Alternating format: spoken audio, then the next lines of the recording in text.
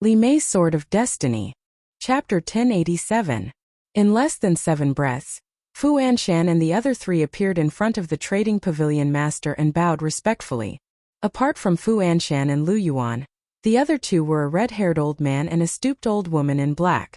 The old woman in black said suspiciously, "Pavilion master, why did you call us here in such a hurry? Did something big happen? You still have the face to ask me?" The trading pavilion master was furious. The old woman in black's face froze. Why did it sound like she had made a big mistake? But she didn't remember what she had done wrong.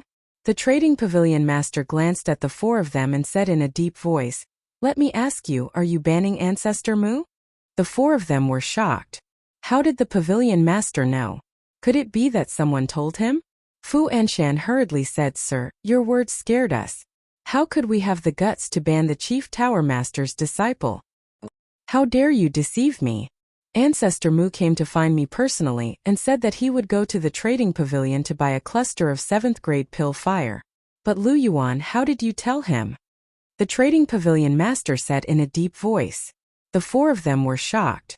They never thought that Qin Feiyong would actually come to find the pavilion master for such a small matter. "Lu Yuan, I'm very disappointed in you. You're only temporarily managing the East City Trading Pavilion, and you dare to deceive me. If you really become the manager of the East City Trading Pavilion, won't you be able to cover the sky with one hand?" The Trading Pavilion master shouted. Lu Yuan's face turned pale and he hurriedly knelt on the ground and said, "Sir, I know my mistake. I won't dare to do it again." The Trading Pavilion master said, "There's nothing to say. You've reached the end of your temporary management. Don't." "Pavilion master, this was all ordered by Fu Anshan." Lu Yuan hurriedly mentioned Fu Anshan. Fu Anshan's expression changed and he shouted, "Lu Yuan, don't slander me." "Shut up, when was it your turn to speak?" The trading pavilion master raised his eyebrows and shouted. Fu Anshan's body trembled and he did not dare to speak anymore. The pavilion master looked at Lu Yuan and said in a low voice, "Continue." Fu Anshan secretly transmitted his voice, "Lu Yuan, if you dare to spout nonsense, don't blame me for being impolite to you. You're welcome. It's because I listened to your slanderous words that I ended up like this. You still have the nerve to threaten me?" Lu Yuan looked at Fu Anshan with hatred. Then, he looked at the pavilion master and said, "Mr. Fu Anshan told me to kill Ancestor Mu. He even threatened me that if I didn't do as he said, he would kick me out after he became the vice pavilion master." The pavilion master glanced at Fu Anshan. Fu Anshan also quivered and knelt on the ground, exclaiming, "Master, he is spouting nonsense, please judge clearly." As he spoke, he gave a subtle glance to the black-clothed old woman and the red-haired old man. The 2 of them looked at each other and were about to speak up to help Fu Anshan. But at this moment, Lu Yuan took out the image crystal and looked at the pavilion master. "My lord, this lowly one's image crystal contains the words Fu Anshan used to threaten me." "You bastard, you actually dare to do this?" Fu Anshan immediately looked at Lu Yuan gloomily. Lu Yuan secretly sneered. "Dealing with an old fox like you, of course I have to be careful." "Pavilion master, it was indeed Fu Anshan who forced us to kill Ancestor Mu. Back then, Ancestor Mu caused the death of his son, Fu Xiong, in Qinghai City, so he held a grudge against him. My lord, we are helpless as well. Please show mercy." Hearing that Lu Yuan had actually recorded Fu Anshan's threat, the black-clothed old woman and the red-haired old man immediately changed their words. Because this was a good opportunity to take down Fu Anshan. As long as Fu Anshan fell, they would have the chance to succeed the position of vice pavilion master. The pavilion master's face darkened as he shouted, "Fu Anshan, what else do you have to say?" Fu Anshan was terrified to the extreme and begged, "My lord, this lowly one was wrong. This lowly one will never dare to do it again. Please give this lowly one another chance. After doing such a thing, you still want this old man to give you a chance?" The pavilion master was furious and said, "This old man let you succeed the position of vice pavilion master to let you manage the transaction pavilion well, not to let you use your position to take revenge. If you don't even have this bit of awareness, do you still deserve to be the vice pavilion master of the transaction pavilion? I think it's better to choose someone else." Fu Anshan laid weakly on the ground. his face filled with despair. Lu Yuan and the other two were secretly delighted in their hearts. The pavilion master of the transaction pavilion snorted coldly, and was about to announce that Fu Anshan was disqualified from succeeding the position of vice pavilion master. But suddenly, he frowned again. He thought of what Qin Feiyang said before he left. Don't remove Fu Anshan. What did he mean by that? What did Qin Feiyang want? Suddenly, his eyes lit up, and a trace of understanding appeared on his old face. He looked at Fu Anshan and said, "All right, this old man will give you another chance. Thank you, my lord." Fu Anshan immediately became spirited again, and shed tears of gratitude. Lu Yuan and the other two looked at each other, and couldn't help but be secretly annoyed. The pavilion master of the transaction pavilion said, "Immediately go find Ancestor Mu and beg for his forgiveness. If you can't do it, then you can forget about the position of vice pavilion master forever." Fu Anshan was dumbfounded. Lu Yuan and the other two secretly laughed again. One had to know. Qin Feiyang and Fu Anshan had long been at odds. How could Qin Feiyang forgive him? Therefore, in their opinion, the pavilion master was deliberately pushing Fu Anshan onto the path of no return. In other words, Fu Anshan was destined to fail in succeeding the position of vice pavilion master. What's wrong? You can't do it? The pavilion master of the transaction pavilion said with a dark face. I can do it. Fu Anshan hurriedly nodded. He could only brace himself and agree. Then hurry up and go. And the three of you, pay attention to this old man in the future. If something like this happens again, this old man will not let you off easily. Scram! The pavilion master of the transaction pavilion shouted. Yes. The four of them nodded and hurriedly stood up to open the teleportation gate and left. Just as the four of them left, a white-haired old man in black clothes walked out from the small wooden building behind them. This person was old and clumsy. Both of his hands were holding onto crutches. When he walked, he was trembling. There was not the slightest bit of aura around his body, as if he was about to die. After the black-clothed old man appeared, he looked at the pavilion master of the transaction pavilion and laughed hoarsely. Lord is wise. Why did you come out? The pavilion master of the transaction pavilion hurriedly turned around and walked forward to support the black-clothed old man. There was a trace of blame in his eyes.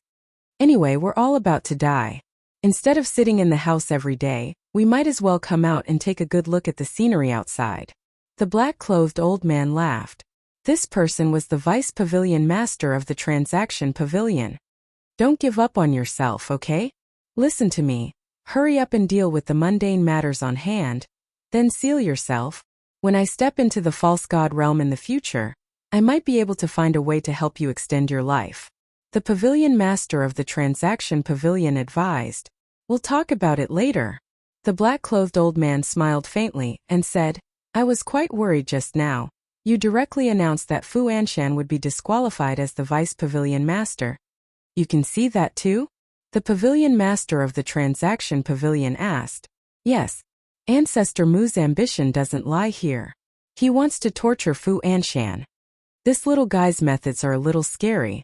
I can imagine how difficult Fu Anshan's life will be in the future.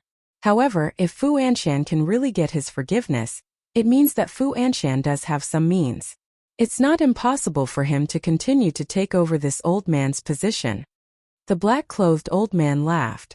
The pavilion master of the transaction pavilion nodded and said, Fu Anshan is still capable, but he's too arrogant. That's right. When Ancestor Mu first came to the Divine City, the first person he looked for was him. Unfortunately, he didn't seize the opportunity and let Li He take advantage of it. As for Li He, to be honest, this old man didn't think highly of him in the past. But after some investigation, I found out that this person had always been diligent and never liked to be arrogant. He was also very kind to others. In terms of ability, he was not inferior to Fu Anshan and the others. It's a pity that he died an unnatural death. The black-clothed old man sighed, his old face full of regret. In short, the two of us are still too tacky. We like others to flatter us in front of us. And this Li He is not that kind of person. His presence is extremely low. The pavilion master of the transaction pavilion smiled bitterly. Yes, If it weren't for Ancestor Mu's appearance, I'm afraid we would never have noticed him. So we have to change this. The black-clothed old man said. Let's not talk about it. I'll accompany you for a walk. The pavilion master of the transaction pavilion smiled. Okay. The black-clothed old man nodded. Lu Yuan, that damn bastard, he actually betrayed me. North City. The transaction pavilion. Fu Anshan sat in front of his desk and flew into a rage. Yen Wei stood at the side and laughed gloatingly. Then he said, Sir, this is a little strange. What's strange? Fu Anshan turned to look at him suspiciously. Yen Wei said, although Ancestor Mu went to look for the pavilion master, he didn't know that we were banning him. That's right. Fu Anshan was stunned and said in surprise, Are you saying that someone is leaking information behind the scenes? It's very possible. Yen Wei nodded. He was trying to distance himself from the matter, because other than Fu Anshan and the other three, he was the only one who knew about this. When Fu Anshan calmed down, he might start to suspect him. But now, after hearing what he said, Fu Anshan would naturally ignore him and suspect Lu Yuan and the other two. Fu Anshan asked, Then who do you think is the most likely? I think that all three of them are possible, because they are all coveting the position of Deputy Pavilion Master. Yen Wei said calmly. Sigh. Fu Anshan sighed deeply and said regretfully, I'm really smart for a lifetime but stupid for a moment. I clearly know that the three of them are hiding something in their hearts, but I still instigated them to deal with Ancestor Mu at this time. Isn't this giving them a chance? Sir, it's too late to regret it now. The most important thing right now is to think of a way to get Ancestor Mu's forgiveness as soon as possible, because there's not much time left until the succession ceremony. As long as we deal with Ancestor Mu, there's still a chance. Otherwise, I'm afraid that everything you've done will be for naught. Yen Wei said anxiously. I know, but I really don't know how to deal with him. Fu Anshan rubbed his head, feeling weak both physically and mentally. Yen Wei said, At this time, sir, you don't have to care about your face anymore. Lower your posture and beg him. As long as you show your sincerity, I believe that he will definitely forgive you. Fu Anshan's old face was unsettled. Shua. Suddenly. He stood up and nodded. All right, I'll go beg him now. After I succeed to the position of Deputy Pavilion Master, I'll make him repay me 100 times over.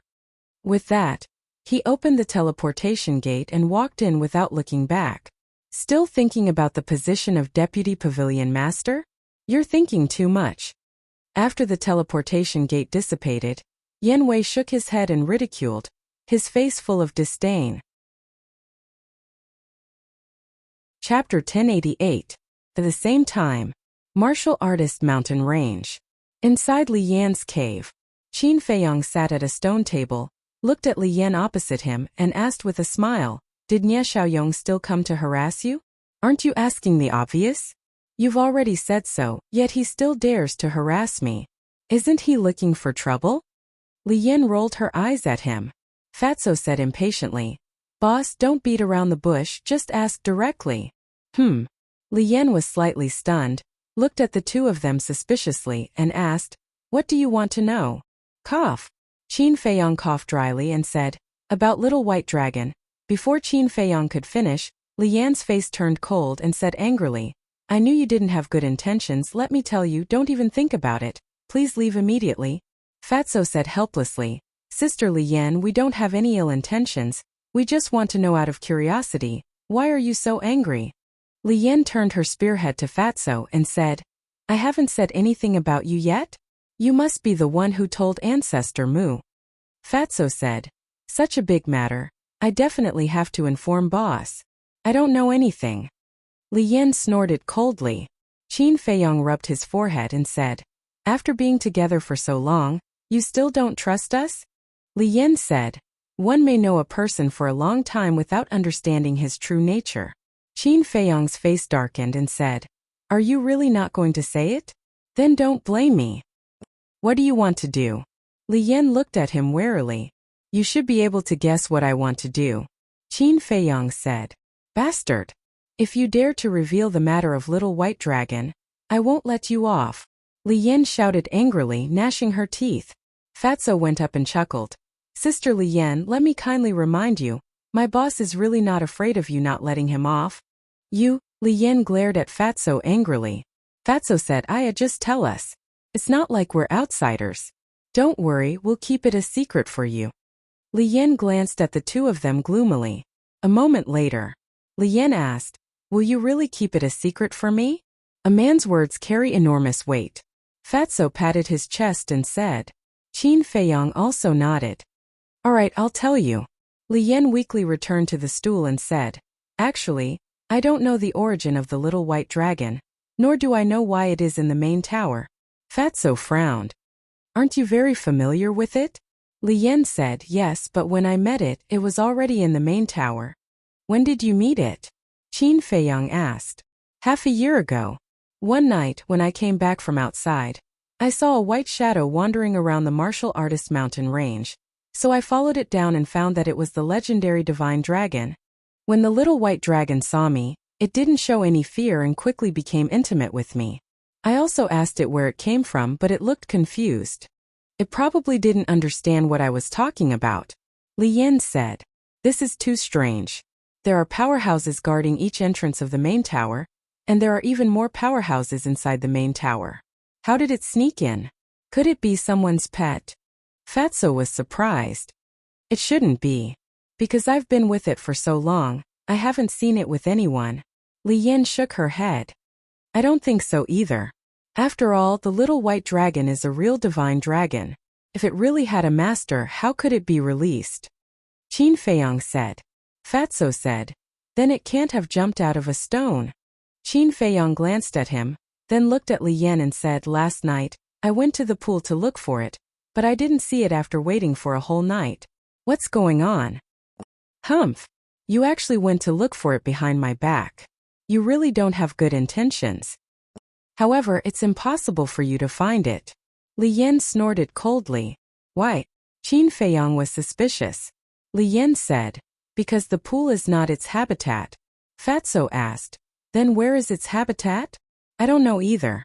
Every time it appears, it is in a different place. In short, except for me, no one can find it. Li Yan looked at the two of them proudly. The two of them looked at each other. Li Yan could find it, but no one else could. Wasn't this too bizarre?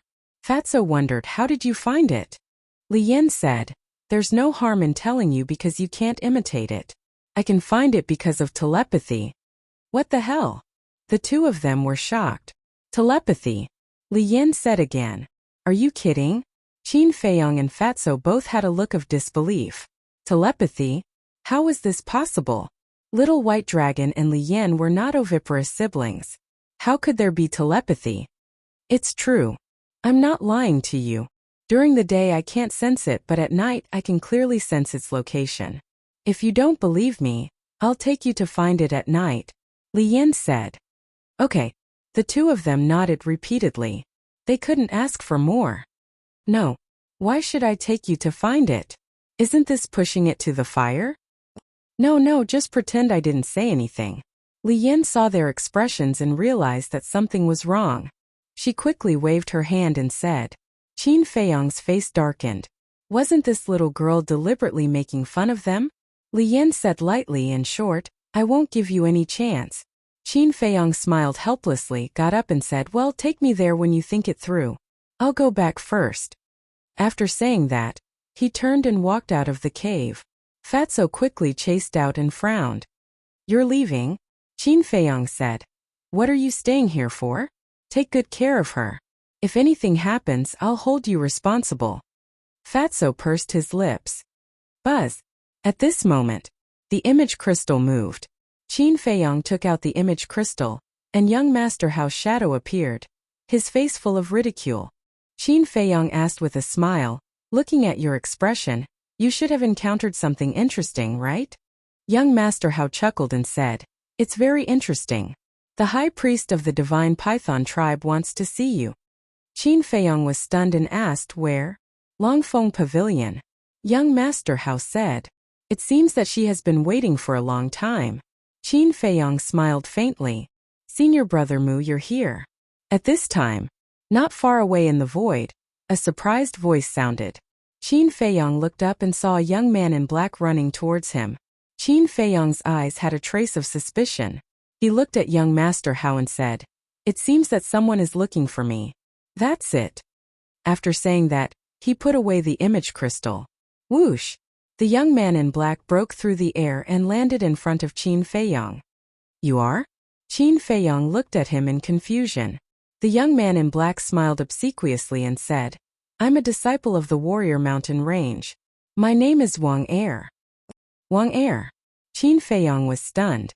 He had never interacted with this person before. He asked, "Senior brother Wang, what's the matter?"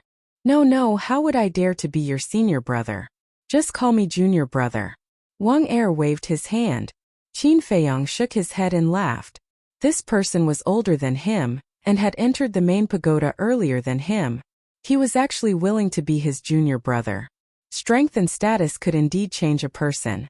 Qin Feiyong said, "If you have something to say, just say it. The steward of the Northern City Trading Pavilion is here. He specifically said that he wants to see you. He also said that he won't leave until he sees you. So I wanted to inform senior brother Fatty and let him pass the message to you. I didn't expect you to be here." Wang Er said. Fatso said unhappily, Hey, what are you talking about? Although being fat is my characteristic, you can't just call me senior brother Fatty, right?" Sorry. Wang Er smiled apologetically. Fatso rolled his eyes at him and looked at Qin Feiyong. "Boss, do you want to meet him?" Qin Feiyong waved his hand and said, "I'm not interested, but you can go and tell him that standing there is not sincerity." "Understood." Fatty chuckled mischievously, then opened the teleportation gate and left. "Thank you." Qin Feiyong cupped his hands towards Wang Er and thanked him, then opened the teleportation gate and left. "He actually thanked me?" Wang Er was stunned and a little flattered. Main Pagoda. Hill Pagoda Square. At this moment, countless disciples had gathered and were curiously looking at Fu Anshan, who was standing in the middle of the square. The succession ceremony is coming soon.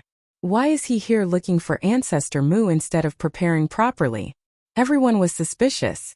Swish. Fatso appeared out of thin air and stood in the air above the square. "Fatso is here. Why are you afraid of him? Isn't it because he has Ancestor Mu as his backer? If Ancestor Mu were to back him up, what would he amount to?" Some were afraid. Some were disdainful. Hearing those discussions, Fatso raised his eyebrows and his saint aura erupted. For a moment, the square fell into dead silence. Those who were disdainful before were now filled with shock. He had actually stepped into the Battle Saint realm. Are you surprised? Let me tell you, Fat Lord has already stepped into the Battle Saint realm. It's just that he doesn't want to go to the sacred land and has been hiding his cultivation. Do you really think I'm just relying on boss? Fatso sneered. Stepped into the Battle Saint realm long ago? Don't want to go to the sacred land? Everyone was petrified on the spot. The sacred land was a place all the disciples of the main pagoda wanted to go. But this person actually hid his cultivation and didn't want to go. Was there something wrong with his brain? Fatso withdrew his saint aura and said lightly, "Fat Lord's pursuit and ideals are not something you ordinary people can understand." Everyone's face twitched. "Will you die if you don't act cool?" Fatso's gaze turned and looked down at Fu Anshan. He joked, "Chief Steward Fu, we meet again." A cold light flashed in the depths of Fu Anshan's eyes. He cupped his hands and smiled. "Brother, it's been a long time since we last met. How have you been? When did we become so close? Thinking back, when we first came here and went to the trading pavilion for the first time, what did you say?" Fatso looked at him playfully.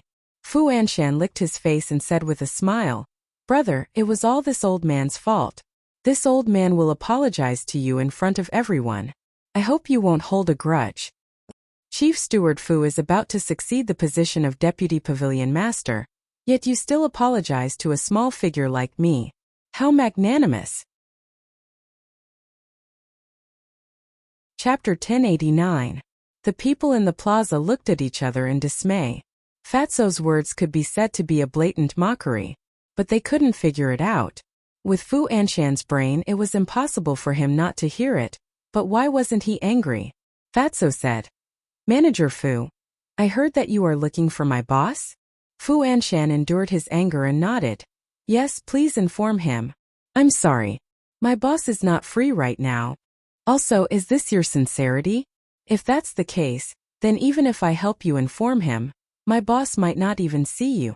Fatso teased. Then, according to brother, what is considered sincerity? Fu Anshan asked with a smile. You can still laugh? Has this old fellow been kicked silly by a donkey?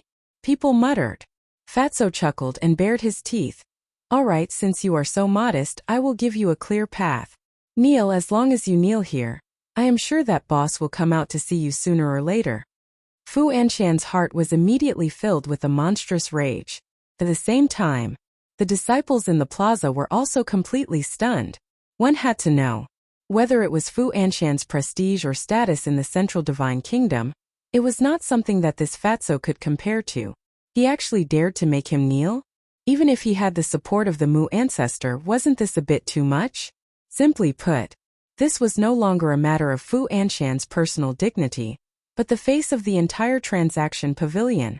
Moreover, Fu Anshan was someone who was about to become the vice pavilion master of the transaction pavilion, so it was impossible for him to do such a thing that would ruin his image.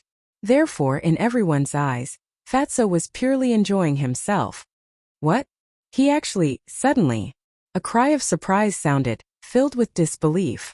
Everyone looked at Fu Anshan in unison, only to see that the previously furious Fu Anshan was actually kneeling on the ground. In an instant, everyone was dumbstruck. He actually knelt down. What is he thinking? Doesn't he know that this kneeling will cause his reputation to be ruined? Oh my God! What the hell is he doing? People went crazy. Just what was it that made Fu Anshan kneel down regardless of his dignity? Even the law-enforcing elder who was guarding the teleportation altar widened his eyes in disbelief. That's right. Kneel properly and don't try to play tricks. Otherwise, even if I help you, the boss won't see you. Fatso chuckled and glanced at the disciples in the square proudly. Then he turned around and left. Today's humiliation, in the future I will repay it 1,000 times, no 10,000 times. Fu Anshan lowered his head and clenched his fists tightly. His old eyes were filled with killing intent. Whether or not he met Qin Feiyong, whether or not he would succeed the position of Deputy Pavilion Master, from now on, he would become the laughingstock of the world. It was all because of this one kneel. Longfeng House. Young Master Mu, please come inside. When Qin Feiyong arrived in front of the door, two workers immediately came forward to greet him. Where is young Master Hao? Qin Feiyong asked with a smile. One of the workers said, Young Master Hao is still at the same place. I'll bring you up. Okay. Qin Feiyong nodded. Under the guidance of the worker, Qin Feiyong entered a room on the top floor. This room was adjacent to the room of the young lady of the Longfeng House. In the room, apart from young Master Hao, there was also a middle-aged woman. She was the high priest of the divine Python tribe. The worker was very tactful and did not enter the room. He stood outside the door and asked, Young Master Mu, what would you like to drink? No need. Qin Feiyong waved his hand. Okay, I'll go back to work. If you need anything, call me. After saying that, the worker closed the door and turned to leave. The high priest immediately stood up and looked at Qin Feiyong. Qin Feiyong stretched out his hand and said with a smile, Senior, let's talk later. Let me have a sip of tea first. With that, Qin Feiyong walked to young Master Hao's side. Young Master Hao immediately poured a cup of tea and handed it to Qin Feiyong. Too many things have happened today. I'm exhausted. Qin Feiyong sat on the chair, took the teacup and took a sip. Then he shook his head and sighed. Young Master Hao said, Then why are you still free to come here? I can't help it. Senior High Priest has come personally. If I don't come, wouldn't it seem too rude of me? Isn't that right, Senior? Qin Feiyong looked at the High Priest and chuckled. If you're really busy, we can meet another day. The High Priest smiled. Qin Feiyong waved his hand and said, How can I do that? No matter how busy I am, I won't let Senior wait. The High Priest smiled, but it was a forced smile. Qin Feiyong said, Senior, tell me now. Why are you looking for me? The High Priest turned to look at young Master Hao. Young Master Hao held the teacup and drank leisurely, pretending not to see anything. Qin Feiyong smiled faintly, Senior, young Master Hao is not an outsider. If you have something to say, just say it. The high priest hesitated. Buzz. Suddenly, the image crystal in young Master Hao's arms rang. Young Master Hao was stunned and took out the image crystal. Buzz. A beautiful figure appeared. It was Wang Yuer. Young Master Hao asked suspiciously, "Sister, what are you doing?" Wang Yuer said angrily, "Go and ask Ancestor Mu, what's going on with Fu Anshan? Why is he kneeling in front of our main pagoda?" What? Fu Anshan is kneeling in front of the main pagoda? The high priest was surprised. Young Master Hao was also a little stunned. He looked at Qin Feiyang and said to Wang Yuer, "He's with me. Ask him yourself." With that, young Master Hao turned the image crystal and faced Qin Feiyang. He really knelt down? Qin Feiyang asked in surprise. Wang Yuer said, "Of course, it's already a big deal." Qin Feiyang's eyes flashed. This old man was really willing to do anything for the position of Deputy Pavilion Master. But thinking about it, it made sense. For the position of Deputy Pavilion Master, Fu Anshan could be said to have done everything. If he failed because of this, even if he died, he would not be able to rest in peace. Qin Feiyang looked at Wang Yuer and said indifferently, "If he wants to kneel, then kneel. Why are you so angry?" "What about him? It has nothing to do with me. But he is the steward of the transaction pavilion after all, and he is also the successor of the next Deputy Pavilion Master. How can you make him kneel in front of our main pagoda? At that time, how will others talk about you behind your back? How will they talk about our main pagoda? Most importantly, if the Pavilion Master of the Transaction Pavilion finds out about this, he will definitely come looking for trouble with you," Wang Yuer said. Qin Feiyang stared blankly and asked, "Are you concerned about me? Get lost. Who has the time to care about you? In short, hurry up and get rid of Fu Anshan for me. My grandfather and parents have already begun to ask me." After Wang Yuer said that, she angrily turned off the image crystal. Wasn't this nonsense? Didn't he have any sense of propriety? Young Master Hao put away the image crystal and asked suspiciously, "Brother Mu, what's going on?" "Fu Anshan and the other 3 stewards banned me, so I went to find the Pavilion Master of the Transaction Pavilion. I think it should be the Pavilion Master who asked him to come and apologize. But I didn't expect him to be so sincere and actually kneel in front of the main pagoda. I don't know what to say." Qin Feiyang smiled faintly. "What? Even the Pavilion Master of the Transaction Pavilion thinks so highly of him?" The high priest's heart trembled. Who could stop the rise of this man? Ban. Young Master Hao looked suspicious, but the high priest was here, so he couldn't ask. Qin Feiyang looked at the high priest and said with a smile, "Senior, as you can see, I am indeed too busy. If you have something to say it quickly." "Well." The high priest hesitated for a moment and gritted his teeth. "Little brother, tell me, what do I have to do to destroy that video?" "Oh, I see." Qin Feiyang came to a realization and said meaningfully, "This video is very valuable. I really can't bear to destroy it. It's better to squash enmity than keep it alive. Besides, we know that we were wrong now. Please be kind and give us a way out." The high priest looked at him pleadingly. "Actually, you should look for Pei, because as long as he forgives you, you don't have to be afraid of this video being exposed anymore," Qin Feiyang said. The high priest said, "I have always treated Er as my own son. I don't want him to know about this because it will be a huge blow to him." Qin Feiyang sneered. "Then you should have killed him back then." The high priest's expression was extremely ugly.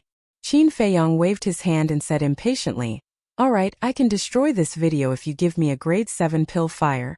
When he received young Master Hao's message, he had already thought of where to get a grade 7 pill fire. It was the Divine Python tribe. As a super tribe, they would definitely have a grade 7 pill fire. "Really?" The high priest was elated. Qin Feiyang nodded. "All right, I'll give it to you now." The high priestess waved her hand, and a cluster of beautiful pill fire appeared. The high priest of every tribe was in charge of refining pills. Hence, he usually carried his pill fire with him. Qin Feiyang said, "Erase the blood contract and give it to me." "This," the high priest frowned. Qin Feiyang said calmly, "Don't worry, there's no need for me to lie to you. I won't do something like that either." "All right, I believe you." The high priest nodded and erased the blood contract directly. Then with a wave of his hand, the pill fire flew to Qin Feiyong. Qin Feiyong also took out the image crystal. With a thought, he erased the video. Did you really erase it? The high priest looked at him nervously.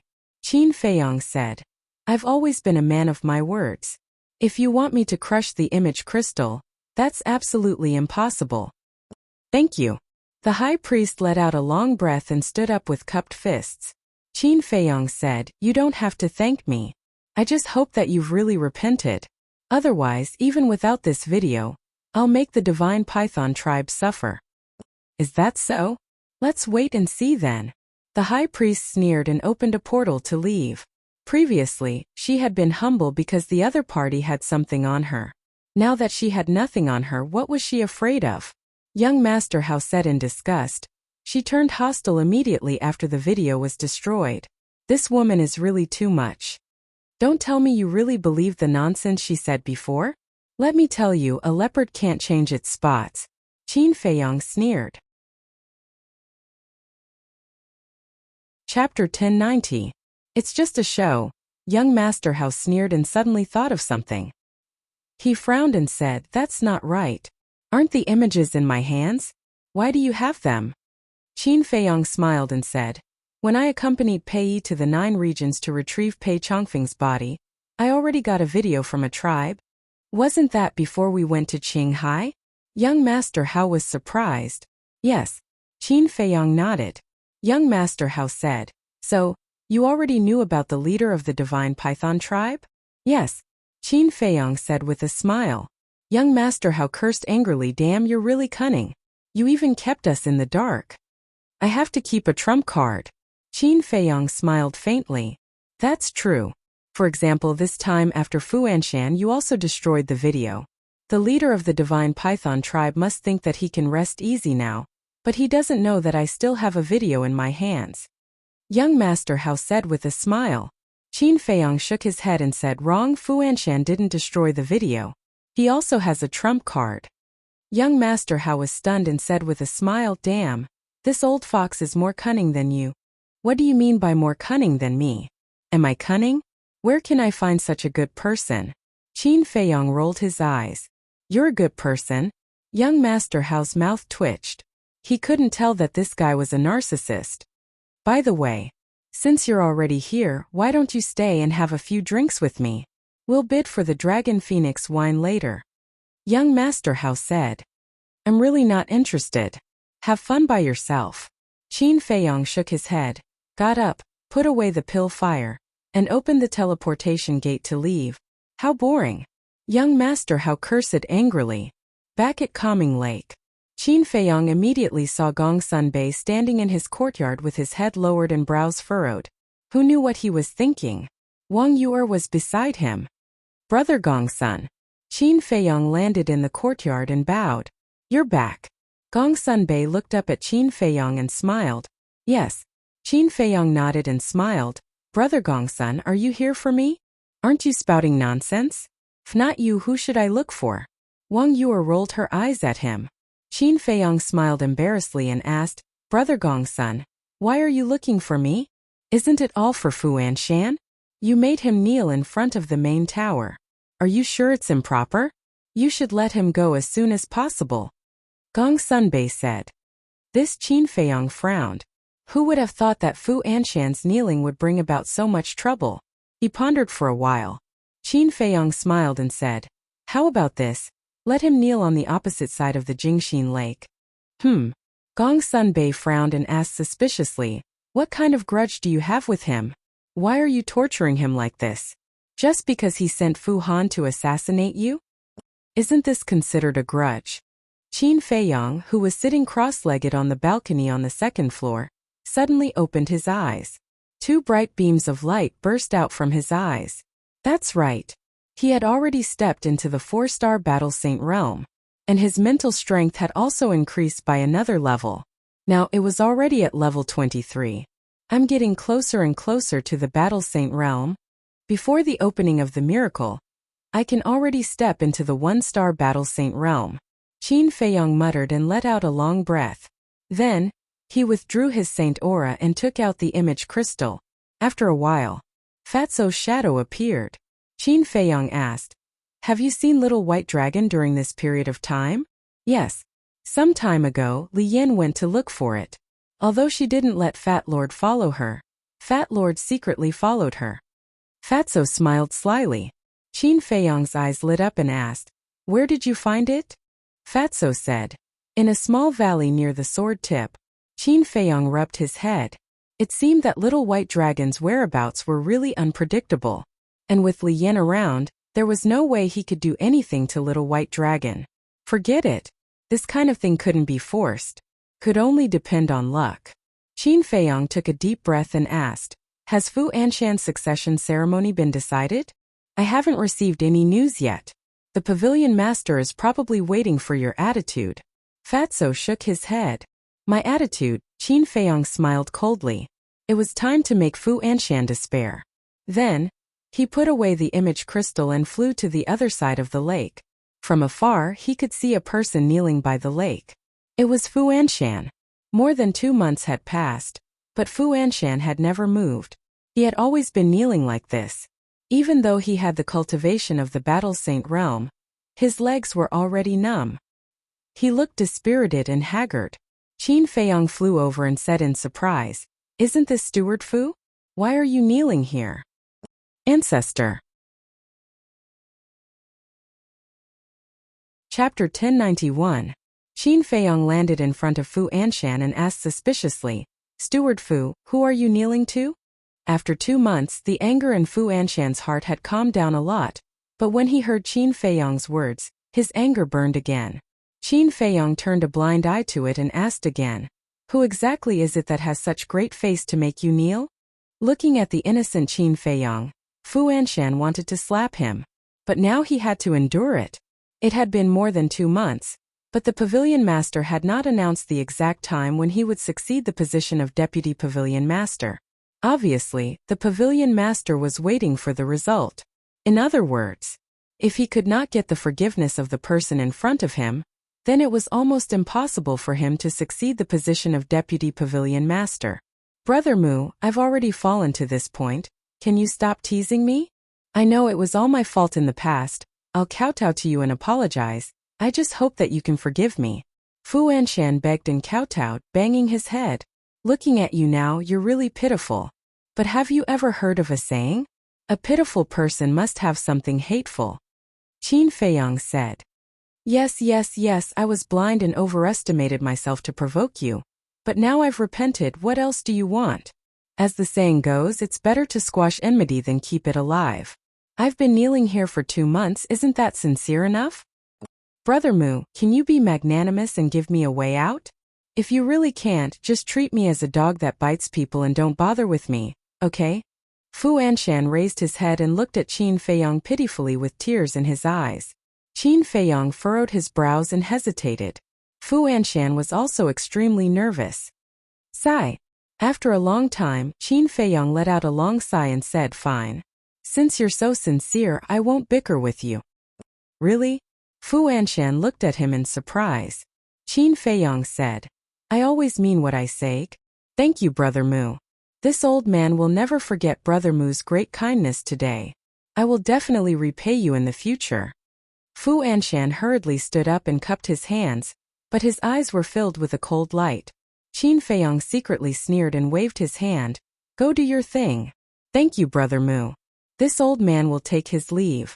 After Fu Anshan finished speaking, he couldn't wait to open the portal and leave. That afternoon, an explosive piece of news spread throughout the Divine City. The pavilion master of the trading pavilion personally announced that Fu Anshan's succession ceremony would be held at the central square of North City tomorrow morning. For a moment, the clouds moved in all directions. The leaders of all the super tribes immediately began to prepare gifts for the celebration tomorrow morning. No matter what Fu Anshan had experienced in the past 2 months, he was about to become the deputy pavilion master of the transaction pavilion, so he had to curry favor with him. Calm Heart Lake. Qin Feiyong and Wang Yuer sat in Young Master Hao's courtyard, the 3 of them drinking tea while chatting and laughing. Young Master Hao laughed. Fu Anshan must be laughing right now. Wang Yuer said, "It wasn't easy for him to get to this point, how can he not laugh?" But tomorrow, he won't be able to laugh anymore. Haha. Tomorrow is the time for him to cry. Young Master Hao laughed. It's so lively. Suddenly, Fatso appeared out of thin air and sneaked over. Hey, this is the Calm Heart Lake, how can you barge in without permission? Young Master Hao said unhappily. TSK. Fatso raised his middle finger in disdain, took out 3 golden invitation cards from his bosom, threw them in front of Qin Feiyong and the other 2, and said, "This is what Fu Anshan asked me to give to you. He also said that you must attend his ceremony tomorrow." Young Master Hao grabbed an invitation card, looked at it carefully, and grinned. "Even if he didn't invite us, we would still go." Late at night, Qin Feiyong stood alone on the balcony, looking at the waning moon in the sky, his eyes flickering. He was hesitating, should he tell Pei the truth? Although Pei would still find out tomorrow, telling Pei now could let him be mentally prepared, otherwise, he would definitely go crazy. Buzz. Suddenly, the image crystal in his bosom rang. It's his business whether he can take this blow or not, why should I worry so much? What I want to do is just tell him the truth. After a moment of silence, Qin Feiyong muttered to himself, no longer dwelling on this issue, retracted his gaze, and took out the image crystal. Buzz. Fatso's shadow appeared. What's wrong? Qin Feiyong asked. Fatso said, Pei is looking for you. What a coincidence. Qin Feiyong was slightly stunned and said with a smile, I just wanted to tell him the truth, where is he now? Fatso said, come to my place first. Qin Feiyong nodded, put away the image crystal, and opened the portal, appearing in Fatso's cave in the next moment. Fatso immediately took out a letter and handed it to Qin Feiyong. What is it? Qin Feiyong was bewildered. Fatso said, this is from Pei. Why is he writing me a letter? Qin Feiyong frowned, took the letter and opened it. There were only 6 words in the letter. See you at Black Cloud Valley at dawn. There was a signature at the bottom. Pei. What's going on? Qin Feiyong looked up at Fatso in bewilderment. They were both in the main pagoda and could meet anytime, anywhere. Why did he have to be so mysterious? Fatso said, I don't know either because I've never seen him before. Qin Feiyong asked, then where did this letter come from? Didn't I go to deliver the invitation to you this morning? After delivering the invitation, I went to Li Yan's place and just came back. When I entered the cave, I saw this letter on the futon. Fatso pointed to the futon next to him. Qin Feiyong looked at the futon, then looked at the letter and frowned. Don't tell me he already knows? Fatso said, you mean, he might already know the cause of Pei Chongfeng's death? Qin Feiyong said, otherwise, why would he ask us to go outside the city? That makes sense. Fatso nodded thoughtfully and asked, do you want me to go with you? That's not necessary, you continue to look after Li Yan. Li He will be back tomorrow, don't let anything happen tonight. Qin Feiyong said. Okay. Fatso nodded. Qin Feiyong asked, do you know where Black Cloud Valley is? I know. Some time ago, I accompanied Li Yan to a lot of places, including Black Cloud Valley. It's foggy all year round, but the scenery is not bad. Fatso chuckled. A walk? Qin Feiyong was stunned and looked at Fatso meaningfully. What's with that look? Fat Lord. Let me tell you. Fat Lord and Li Yan are pure revolutionary friends. Don't let your imagination run wild. Fatty felt a little guilty under her stare. Is that really the case? Qin Feiyong said playfully. Of course, what else do you think it is? Fatso rolled his eyes and waved his hand to open a portal to Black Cloud Valley, urging go, don't think about it here. Qin Feiyong said, actually, Li Yan is not bad, the most important thing is, she is the one chosen by Little White Dragon if you, but before he finished, Fatso flew into a rage, ran behind Qin Feiyong, and pushed Qin Feiyong into the portal. What a gossip. Staring at Qin Feiyong's disappearing back, Fatso looked up and smiled foolishly for a while, then turned around and hurried away. At the same time, Qin Feiyong appeared out of thin air in the sky above a valley that was filled with mist. In the night sky, the waning moon emitted a faint moonlight, making everything look hazy and blurry. The entire valley was dead silent. This damn Fatso has good luck with women. Qin Feiyong shook his head in amusement and glanced down at the valley below. Brother Mu, I'm here. A familiar voice came from the valley. It was Pei. Qin Feiyong looked over and saw Pei standing in the middle of the valley with his hands behind his back and a faint smile on his face. Whoosh! Qin Feiyong entered the valley and landed beside Pei, smiling faintly. You didn't ask me out so late at night to admire the scenery, did you? I'm not in the mood to admire the scenery. Pei shook his head with a bitter smile and said, Brother Mu, let me ask you a question. What is it? Qin Feiyong looked at him in confusion. Pei pointed behind Qin Feiyong and asked, Look, what's that over there?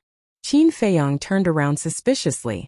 But just as he turned around, his body tensed up, and a strong sense of danger surged in his heart. And he did not see anything behind him. Oh no! Qin Feiyong didn't hesitate. He immediately took a step forward and dodged to the side. However, it was too late. Pei, who was behind him, grabbed a shiny dagger and stabbed it into Qin Feiyong's lower abdomen at lightning speed. Qin Feiyong was immediately overwhelmed by the excruciating pain. However, Qin Feiyong had experienced all kinds of pain. This bit of pain was nothing to him.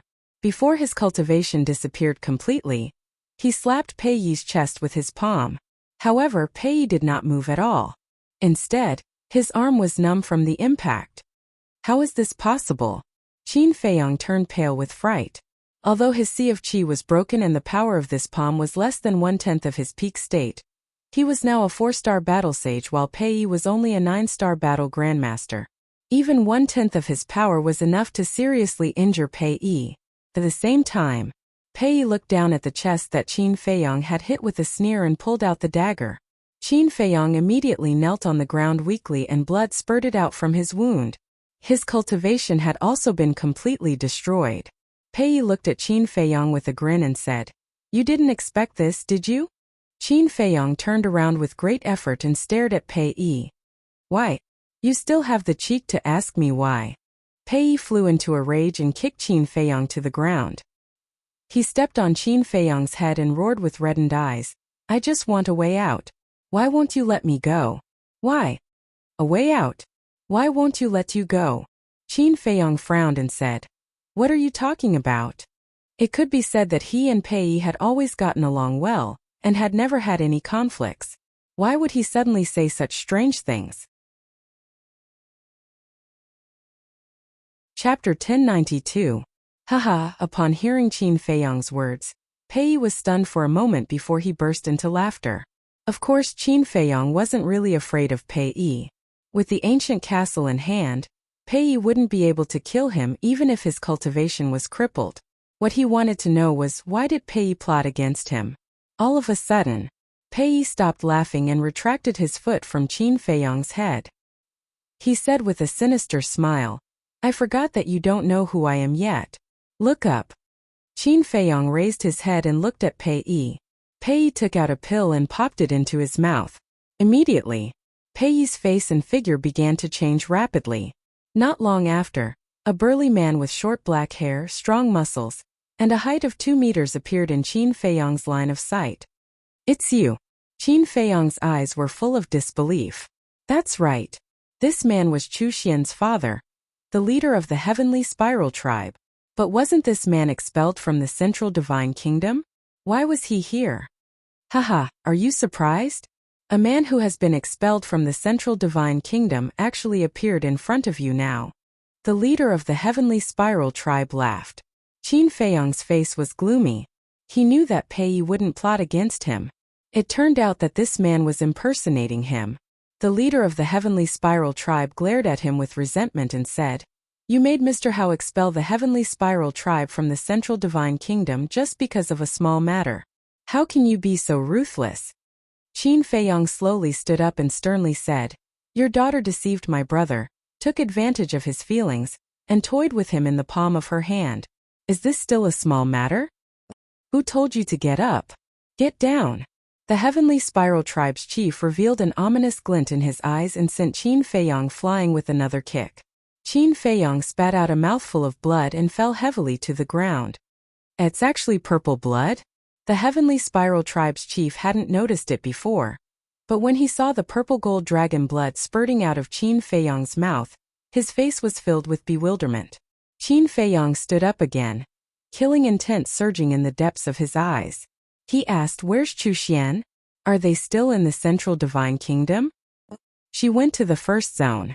But when she died, she was in so much pain. My heart ached when I saw her. I can't accept this. I'll make you pay." Thus, I had a clan elder disguise himself as me and follow everyone to the first region. This way, everyone will think that I went to the first district as well, but I didn't. I'll stay and take revenge on you. Even my daughter doesn't know about this. After that, I snuck into the divine city and kept looking for an opportunity. However, you didn't appear even after a long time, leaving me with no chance. But a few days ago, I met someone who taught me a way. The way is to pretend to be Pei and ask you out. Because you're close to Pei, as long as he asks you out, you'll definitely come out and you won't be guarded at all. The Heavenly Spiral Tribe's chief sneered. There's someone behind this? Qin Feiyong's heart skipped a beat. He asked, "Who taught you?" "Me." A murderous voice rang out, followed by a middle-aged man in black robes who walked out from behind a rock not far away. Qin Feiyong looked up, his eyes as gloomy as water. He said, "So it's you, chief of the Divine Python tribe?" "Yes, it's me. Do you think it's that easy to take away my wife's 7th grade pill fire?" The Divine Python tribe's chief walked to the Heavenly Spiral tribe's chief and said contemptuously. Qin Feiyong said, "You're really stubborn." "Stubborn? Haha, you're already a cripple. What else can you do? If I want to kill you now, it'll be as easy as killing a dog." The Divine Python tribe's chief laughed out loud. The Heavenly Spiral tribe's chief laughed. Brother Pei calling him a dog is too flattering. The Divine Python tribe's chief was stunned and nodded. Yes, yes, yes. He's a beast worse than a pig. The Heavenly Spiral tribe's chief looked at Qin Feiyong and sneered. So what if he's the chief pagoda master's disciple? Isn't he still in our hands now? Don't worry, after I kill you, I won't let that fatso off either. I'll make sure he dies a more miserable death than you. There was a bone-piercing murderous intent in his words. Qin Feiyong said, "If you kill me, you won't be able to live either because the Divine Python tribe's chief won't let you live." Based on the Divine Python tribe's chief's personality, he would definitely kill the Heavenly Spiral tribe's chief later. In other words, the Heavenly Spiral tribe's chief was just a chess piece. As long as he died, this chess piece would lose its value. The Divine Python tribe's chief's pupils constricted. He turned to look at the Heavenly Spiral tribe's chief and said with a smile, "Brother Chu, do you believe me?" "Of course not. Brother Pei is so open and aboveboard. How could he be that kind of person?" The Heavenly Spiral tribe's chief said. "Open and aboveboard?" Qin Feiyong shook his head and sneered. "What a naive person." The Divine Python tribe's chief said again, "If that's the case, what are you waiting for? Get rid of him quickly and get rid of that disgusting feeling in your heart. It's too boring to get rid of him so quickly. I want to torture him to my heart's content and make him wish he was dead." The Heavenly Spiral tribe's chief laughed sinisterly. He turned around and walked toward Qin Feiyong step by step like a demon from hell. "Torture me? You're thinking too much. And you, surnamed Pei, you'll know the consequences of provoking me very soon." Qin Feiyong glanced at the two of them in disdain. With a thought, he disappeared in front of their eyes. When they heard Qin Feiyong's words, the two of them wanted to continue mocking him. However, when they suddenly saw Qin Feiyong disappear, their expressions changed drastically. Where did he go? The two of them scanned their surroundings and their eyes were filled with shock. He was still here just a moment ago. How did he suddenly disappear without a trace? The Heavenly Spiral tribe's chief looked at the Divine Python tribe's chief in a panic and asked, "Brother Pei, what happened?" "I don't know either." The Divine Python tribe's chief shook his head and seemed to be at a loss. This was because once Qin Feiyong escaped, it would be a disaster for the Divine Python tribe. In the ancient castle, Qin Feiyong took a spiritual sea elixir and lowered his head. His face was extremely gloomy. Lu Hong suddenly said, "Let's just kill them all." Qin Feiyong raised his head and looked at her in shock. Lu Hong said, "Although all the supreme tribes have 9-star combat emperors, the Divine Python tribe's chief is definitely not at that level." "How do you know?" Qin Feiyong asked. "It's very simple. Even the current chief tower master is only a 9-star combat emperor. As a supreme tribe's chief, He is definitely not as powerful as the Chief Tower Master. Lu Hong said. That makes sense. I have observed his aura. Indeed, he is not a 9-star combat emperor. He should be an 8-star combat emperor. However, even if that's the case, it will still not be easy to take care of him. Qin Feiyang said in a deep voice. Have you forgotten? Back in Qinghai, you were able to kill the one-armed old man who was a 7-star combat emperor. Now that you have broken through to a 4-star combat saint and activated the kill formula, you can definitely kill this 8-star combat emperor. The two-winged snow eagle said. That's right.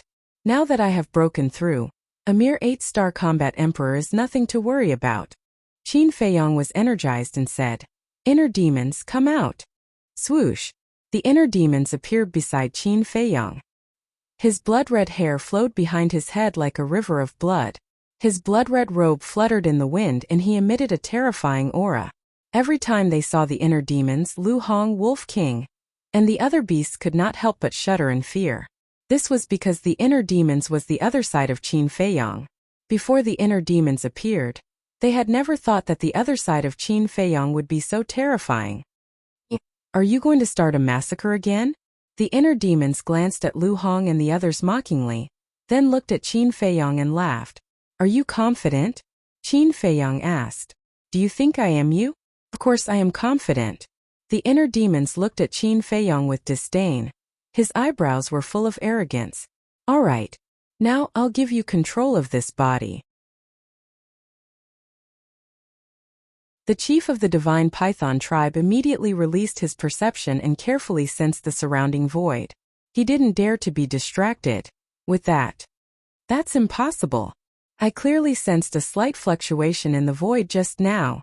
At the same time, the inner demon stood in the void not far away, holding Chang Shui in his hand and staring coldly at the divine python tribe leader. After a while, he turned and left. Originally, he wanted to cripple the divine python tribe leader, so that he wouldn't have to use the kill formula again. After all, it would take a long time to use the kill formula. But the divine python tribe leader's cultivation was too strong, and his perception was better than the heavenly spiral tribe leaders. It was difficult to sneak up on him. Therefore, he decisively left before the divine python tribe leader released his emperor's aura. Because once the divine python tribe leader released his emperor's aura, the invisibility spell would be forcibly broken. By then, his whereabouts would be exposed. With the divine python tribe leader's strength and means, he wouldn't have the time or opportunity to use the kill formula. But the divine python tribe leader didn't know that the inner demons had left. He was still looking around vigilantly. Roar, about 100 breaths later. Suddenly, a series of ferocious roars resounded in the distant mountains. Then, there was a wave of battle. But very quickly, the battle fluctuations and beast roars subsided, and the deep mountains regained their tranquility. What's going on? The divine python tribe leader raised his head and looked over, his eyes full of surprise. Roar! Suddenly, there were battle waves and ferocious beast roars coming from the mountains. And just like before, it soon calmed down. The divine python tribe leader was even more surprised. He took out a spirit sea pill and stuffed it into the heavenly spiral tribe leader's mouth. Then he grabbed the heavenly spiral tribe leader and rushed over. Soon, he arrived above a lake. The lake was torn apart, and the nearby forest was also in ruins. What the hell happened? The two of them scanned the lake, their faces full of horror. They saw hundreds of ferocious beast corpses floating on the water. These ferocious beasts had just died not long ago, and there was still a trace of aura left. Judging from the aura, they were all sacred beasts. But without exception, their blood had been sucked dry. They were like dried corpses. It was a ghastly sight. Could it be Ancestor Mu? The heavenly spiral tribe leader swallowed his saliva. In this area, other than us, there's only him. Who else could it be? But what does he want to do? The divine python tribe leader's eyes were hazy, as if something terrible was about to happen. Roar! At this moment, in the depths of the mountain range, there were roars again. The divine python tribe leader led the heavenly spiral tribe leader and rushed over at lightning speed. When they rushed over, they saw the same scene as the one they saw at the lake. The mountains and rivers were shattered, and the earth had sunk. Dried corpses were lying on the ground in disarray. It was like Azura hell. The heavenly spiral tribe leader roared. He won't do such meaningless things. He must be planning something. Find him quickly. How can we find him when we can't even see his shadow? The divine python tribe leader said angrily. The heavenly spiral tribe leader frowned and suddenly said, try using your emperor's aura. Although he can be invisible, the emperor's aura is omnipresent. It should be able to imprison him. That's right. The divine python tribe leader's eyes lit up. The emperor's aura suddenly poured out like a torrent and surged in all directions. In the distance, above a giant mountain, the inner demon sensed the emperor's aura and turned to look at the divine python tribe leader. It's indeed an 8-star combat emperor. It seems like we shouldn't stay here for long. If he continued to use the kill formula here, he would definitely be found by the divine python tribe leader sooner or later. He pondered for a while. A cold smile flashed across his eyes as he opened the teleportation gate. He ignored the two of them and walked in without looking back. Azure Sea. He once again descended on the mythical island. I'm back again. Standing in the sky above the mythical island, he chuckled and closed the concealment formula. He then openly charged into the internal sea. Time passed quietly. About 2 hours later, a giant wave soared into the sky and rushed into the sky above the mythical island. Immediately after, a blood-red figure stepped on the wave and came over. His entire body was bathed in blood, and his murderous aura soared into the sky. He was like a great demon king who had broken through the world. His eyes were filled with bloody light as if they contained a sea of blood. That's right. He was the inner demons. His aura surged violently. He had already stepped into the 4-star combat emperor realm. It's time for me to counterattack. Are you prepared to die? He stood in the sky and scanned the surroundings with his blood-red eyes. He emitted a powerful aura. Then he opened the portal and descended into the Black Cloud Valley. His murderous aura instantly roared in all directions. Hundreds of miles of land instantly turned into a sea of murderous aura. Countless ferocious beasts were awakened and crawled on the ground in fear. No one. The inner demons released his senses and carefully sensed for a while. In the end, he did not sense the aura of the two leaders of the divine python tribe. Could it be that they have returned to the divine python tribe? After pondering for a while, the inner demons opened the portal again and directly descended into the sky above the city of the divine python tribe. They are indeed back. The moment he descended into the sky above the tribe, he sensed the aura of the divine python tribe's leader in a large hall below. Moreover, the aura of the heavenly spiral tribe's leader was also somewhere below. Who is it? At the same time, the people of the divine python tribe also discovered the inner demons. Accompanied by a loud shout, several figures soared into the sky. All of them emitted the aura of combat emperors. In fact, it was difficult not to discover them. This was because the murderous aura emitted by the inner demons was too terrifying. It was as if a god of death had descended into the world. This has nothing to do with you. You better get lost. The inner demons glanced at those combat emperors with an extremely cold gaze. How dare you? Everyone was furious and surrounded the inner demons. You are Ancestor Mu. However, when they saw the face of the inner demons, the group of people suddenly changed their expressions. How is this possible? At this moment, the divine python tribe's leader and high priest also soared into the sky and looked at the inner demons in disbelief. I am not Ancestor Mu. I am his biological elder brother. His name is Patriarch Mu. You can affectionately call me Patriarch. The inner demon said arrogantly. Ancestor Mu's biological elder brother?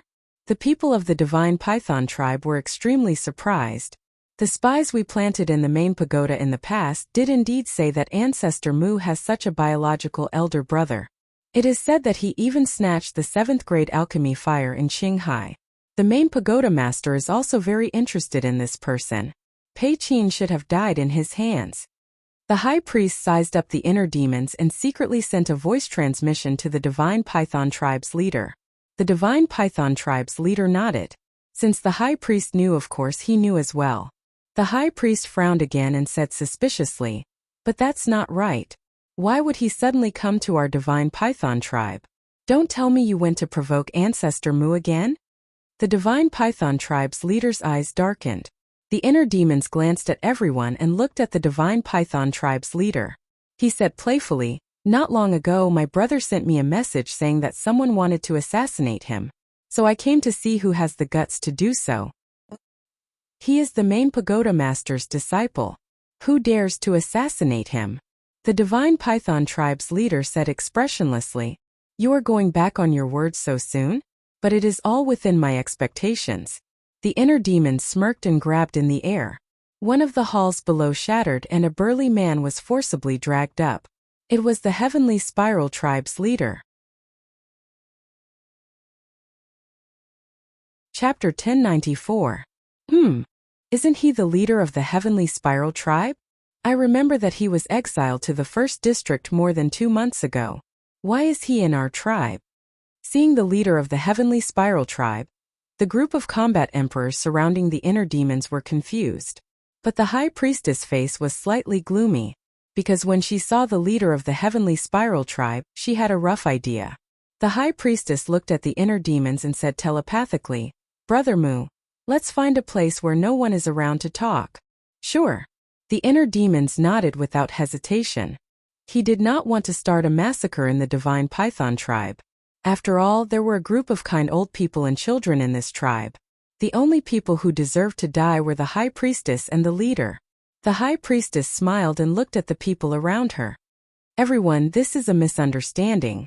We will take care of it. You don't have to worry." "Misunderstanding?" The group frowned.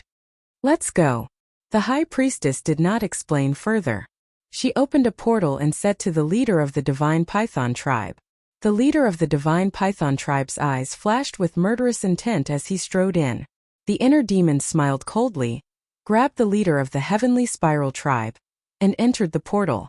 As the inner demons, he was especially sensitive to murderous intent. Therefore, even though the leader of the divine python tribe hid it well, he had already seen through it. "Don't worry. When we come back, we will give you a satisfactory explanation." The high priestess smiled and said to the people around her. Then she turned around and entered the portal. The night was as dark as ink. In the sky above a mountain, the leader of the divine python tribe was the first to appear. The murderous intent in his eyes was no longer concealed.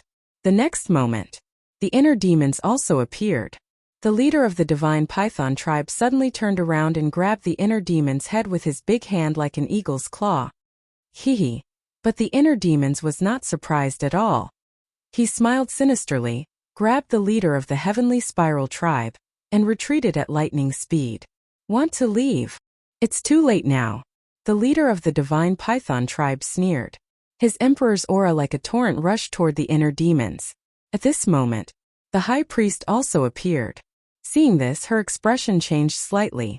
She quickly stood in front of the godly python tribe's leader and shouted angrily, "When are you going to stop being wrong?" The chief of the divine python tribe shouted, "Do you think he will let us go?" Scram! The high priest sighed and said, "Can you stop being so stubborn? Let me talk to him." "There's nothing to talk about." The chief of the divine python tribe roared and pushed the high priest away. He looked at the inner demons and said, "As long as we capture you, your brother will walk right into our trap." Boom! After saying this, his aura completely erupted. He took a step forward and charged toward the inner demons Qin Feiyang, with monstrous imperial might. "That good-for-nothing younger brother of mine is not as kind as you described him to be. Even if you were to kill me, I reckon that you would not even frown. However, I'm afraid you don't have the ability to kill me."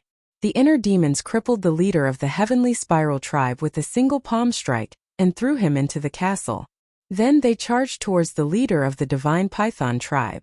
The leader of the Heavenly Spiral tribe still had some value, so he couldn't kill him. Seeing the leader of the Heavenly Spiral tribe disappear into thin air, a hint of doubt flashed across the high priest's eyes.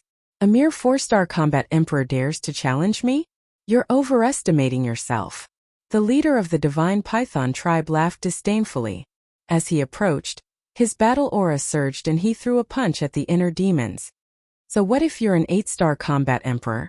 I don't even need 10 moves to make you kneel and beg for mercy. This is the first move. The inner demons laughed arrogantly and activated the battle character art. A shocking battle intent rushed out of his body and he threw a punch. At this moment he was like the combination of the god of war and the god of death, shocking the entire void. Boom!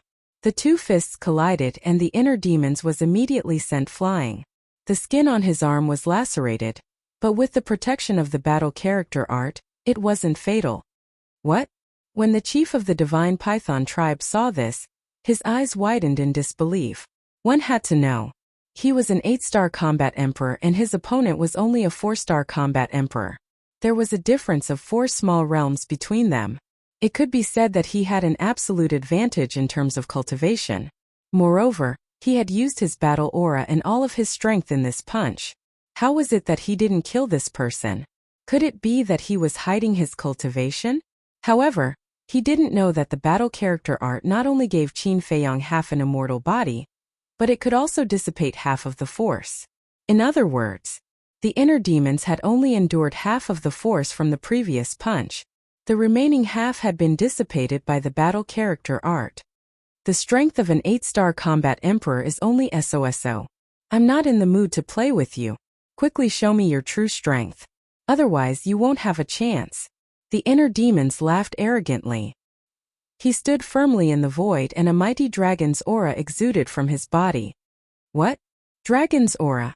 The leader of the divine python tribe was shocked once again. How could a human emit dragon's aura? Why is his blood purplish gold? The divine statue held a broken sword. It was about 1,000 feet tall and had a clear outline. Its entire body emitted a purplish gold glow. From afar it looked like a divine king had returned, releasing a mighty divine aura. Why does this divine statue look so familiar? The high priest was extremely surprised. Are you ready? The inner demons rose into the sky and landed in front of the divine statue. His blood-red hair and clothes fluttered. He was like a king looking down at the leader of the divine python tribe. The leader of the divine python tribe was shocked. In his eyes the inner demons Qin Feiyong was like a god that had returned. He could not help but want to worship him. What am I thinking? I am the leader of the divine python tribe. How can I be afraid of a mere 4-star combat emperor? The leader of the divine python tribe shook his head frantically. Finally, he raised his head and looked at the inner demons. His eyes were emitting a cold light. Come out! Following his angry roar, a black divine python roared out from behind him. The divine python was more than 1,000 feet long. It was like a huge mountain with dense scales and a ferocious aura. This was his battle soul. Little bastard, prepare to die. Innate superpower. Light of destruction. The leader of the divine python tribe roared. The black divine python swayed its huge body and turned in the sky. A black light beam shot out from between its eyebrows. It was like a sharp arrow that carried a shocking sharpness. It pierced through the sky and shot toward Qin Feiyong. The inner demons had seen the divine python battle soul, and the light of destruction when he fought with Pei Qin. However, compared to Pei Qin, the battle soul of the leader of the divine python tribe was even more terrifying. There was no comparison at all. After all, Pei Qin was only a 5-star combat emperor. However, when the inner demons had killed Pei Qin, it was as easy as crushing dry weeds and smashing rotten wood. Therefore, he was not afraid of the battle soul of the leader of the divine python tribe. Under the divine power of the deity's skill, everything was like an ant. Slash! Qin Feiyong shouted. Clang! The statue raised the broken sword and slashed in the sky. A purple gold sword aura swept out. It was peerlessly sharp. Boom! Crack! In a flash, the sword aura and the light beam met in the sky. In an instant, a destructive wave of air surged out in all directions like an avalanche. Within 1,000 miles, the mountains collapsed and the earth cracked. Magma erupted. Even the void was about to be torn apart. Countless ferocious beasts were affected and were smashed into pieces. The leader of the divine python tribe spat out blood as if he had been hit hard. His face was pale. Waves of shock surged in his heart. What kind of battle art was this? How could it be comparable to his innate superpower? However, in the next moment, something that was even more unacceptable to him happened. In the sky, the sword aura and the dark light were in a stalemate. After a few breaths, the dark light suddenly dissipated. Obviously, it was no match for him. The purple gold sword aura destroyed the black python with irresistible force. Then it continued to slash toward the leader of the divine python tribe. The bone-piercing sharpness made his body and mind tremble. How is this possible? My innate superpower is no match for him. Chapter 1095. The high priestess, who was not far away, was also shocked speechless. Such methods were simply too heaven-defying. The leader of the divine python tribe shouted anxiously, "Why are you still standing there? Come and help me." At the same time, he waved his hands and performed a perfect battle art to counter the purplish gold sword aura. Boom! However, the purplish gold sword aura was unstoppable. The battle art was instantly nullified. The leader of the divine python tribe spat out blood, and his injuries worsened. "Hurry up!" The leader of the divine python tribe shouted anxiously. The high priestess suddenly regained her senses. Since the situation had developed to this stage, it was impossible to salvage the situation. She could only make the best of it. She glanced at the purplish gold sword aura and locked her gaze on the inner demon's Qin Feiyang. Her murderous intent surged. Boom! She decisively activated her fighting soul. It was also a black divine python. However, the aura it exuded was much weaker than the leader's fighting soul. Obviously, her cultivation was not as high as the leader of the divine python tribe. Go! As she waved her hand, the black divine python bared its fangs and pounced on the inner demon's Qin Feiyang. Get lost! The inner demon shouted and used the divine dragon's roar. The sound waves roared in the sky and the black divine python was instantly crushed by the sound waves. The high priest's face turned pale and he let out a miserable scream as he was sent flying. Under the impact of the sound wave, shocking cracks appeared on his body, and blood flowed out like a fountain. So powerful! The leader of the divine python tribe was stunned. Although the high priestess' cultivation was not as high as his, she was still a 6-star combat emperor. How could she not be able to withstand this person's attack? While he was in a daze, the purplish gold sword aura whizzed and slashed toward his head. He suddenly regained his senses and dodged to the side without hesitation. However, he was still one step too late. The sword aura slashed his shoulder and his entire arm was immediately severed. The terrifying radiance caused his flesh and blood to splatter everywhere. Then with a bang, he smashed into the ground below like a meteor, creating a huge crater. I originally said that I would kill you in 10 moves, but I didn't expect that you wouldn't even be able to withstand 3 moves. This is too disappointing. How dare you provoke my brother again and again with such little ability? You really don't know what's good for you. The inner demon stood proudly and looked down at the chief of the divine python tribe, who was lying at the bottom of the pit like a dead dog. Their faces were full of disdain. What kind of battle art is that? The chief of the divine python tribe roared hysterically. He didn't lose to this person but to this person's battle art. The inner demon said, "You really want to know? Then I'll satisfy you. This is a divine art." What? The chief of the divine python tribe was dumbfounded. In the distance, the high priest was also shocked. This person actually had a deity art, and from the looks of it, he had more than one deity art. No wonder it was so ridiculously strong. A deity art was said to be a supreme killing technique created by a deity. How could a mere battle art compare to it? The high priest looked at the inner demons with fear. He rushed to the chief of the divine python tribe at lightning speed and said in a low voice, "Don't hesitate. We're no match for him. Let's go." Go? The inner demon smirked and said, "The moment you attacked, your deaths were already destined. If we want to leave, you can't stop us." The high priest looked at him coldly. He helped the chief of the divine python tribe up and turned to leave. Emperor Divine Prison. Roar. Boom. At the same time, accompanied by a loud dragon roar, an invisible mighty force surged in all directions with the inner demons, Qin Feiyang, as the center. In an instant, everything within a few hundred miles seemed to have stopped. Whether it was the ferocious beasts, the plants, the lava, or the flowing water, they all stopped moving. The high priest and the inner demons also stopped in the void. What's this? Could it be his aura? No, our cultivation is stronger than his. His aura can't imprison us.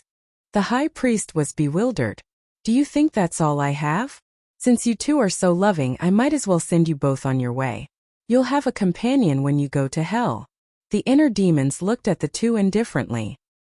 He waved his hand, and the statue behind him moved. It was like an ancient great emperor. It held the broken sword and charged toward the high priest and the inner demons. The chief of the divine python tribe closed his eyes in pain and said, "Madam, I'm sorry. I've implicated you." Sigh. The high priest sighed deeply and said with a smile, "Don't say sorry. I'm willing to do all this. I have no regrets." Madam, the chief of the divine python tribe was full of self-blame. "Don't say anything. I'll fight for a chance for you. You must try your best to survive. Don't think about avenging me. Find a place where no one knows you and live the rest of your life peacefully." The high priest said with a smile, looking a little sad. "Madam, what are you doing?" The chief of the divine python tribe panicked. The high priest did not answer. A destructive aura rushed out of her body and broke through the restraints of the emperor divine prison. Self-destruct? The inner demons raised an eyebrow and began to retreat decisively. "Madam, don't." The chief of the divine python tribe shouted anxiously. "This is all I can do. Don't let me down.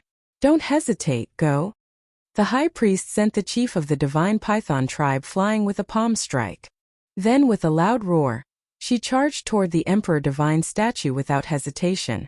"Don't." The chief of the divine python tribe screamed in despair and sorrow. "Goodbye." The high priest looked back and smiled. Her slender body crashed into the emperor divine statue, and a loud bang exploded between heaven and earth. Instantly, the sky shook. The void trembled. The earth sank. The terrifying destructive power spread thousands of miles away. This scene was like the scene of the end of the world. Madam, the chief of the divine python tribe was in tears. He looked at the inner demons Qin Feiyang, who was standing on the other side of the void. Then he opened the portal and walked in.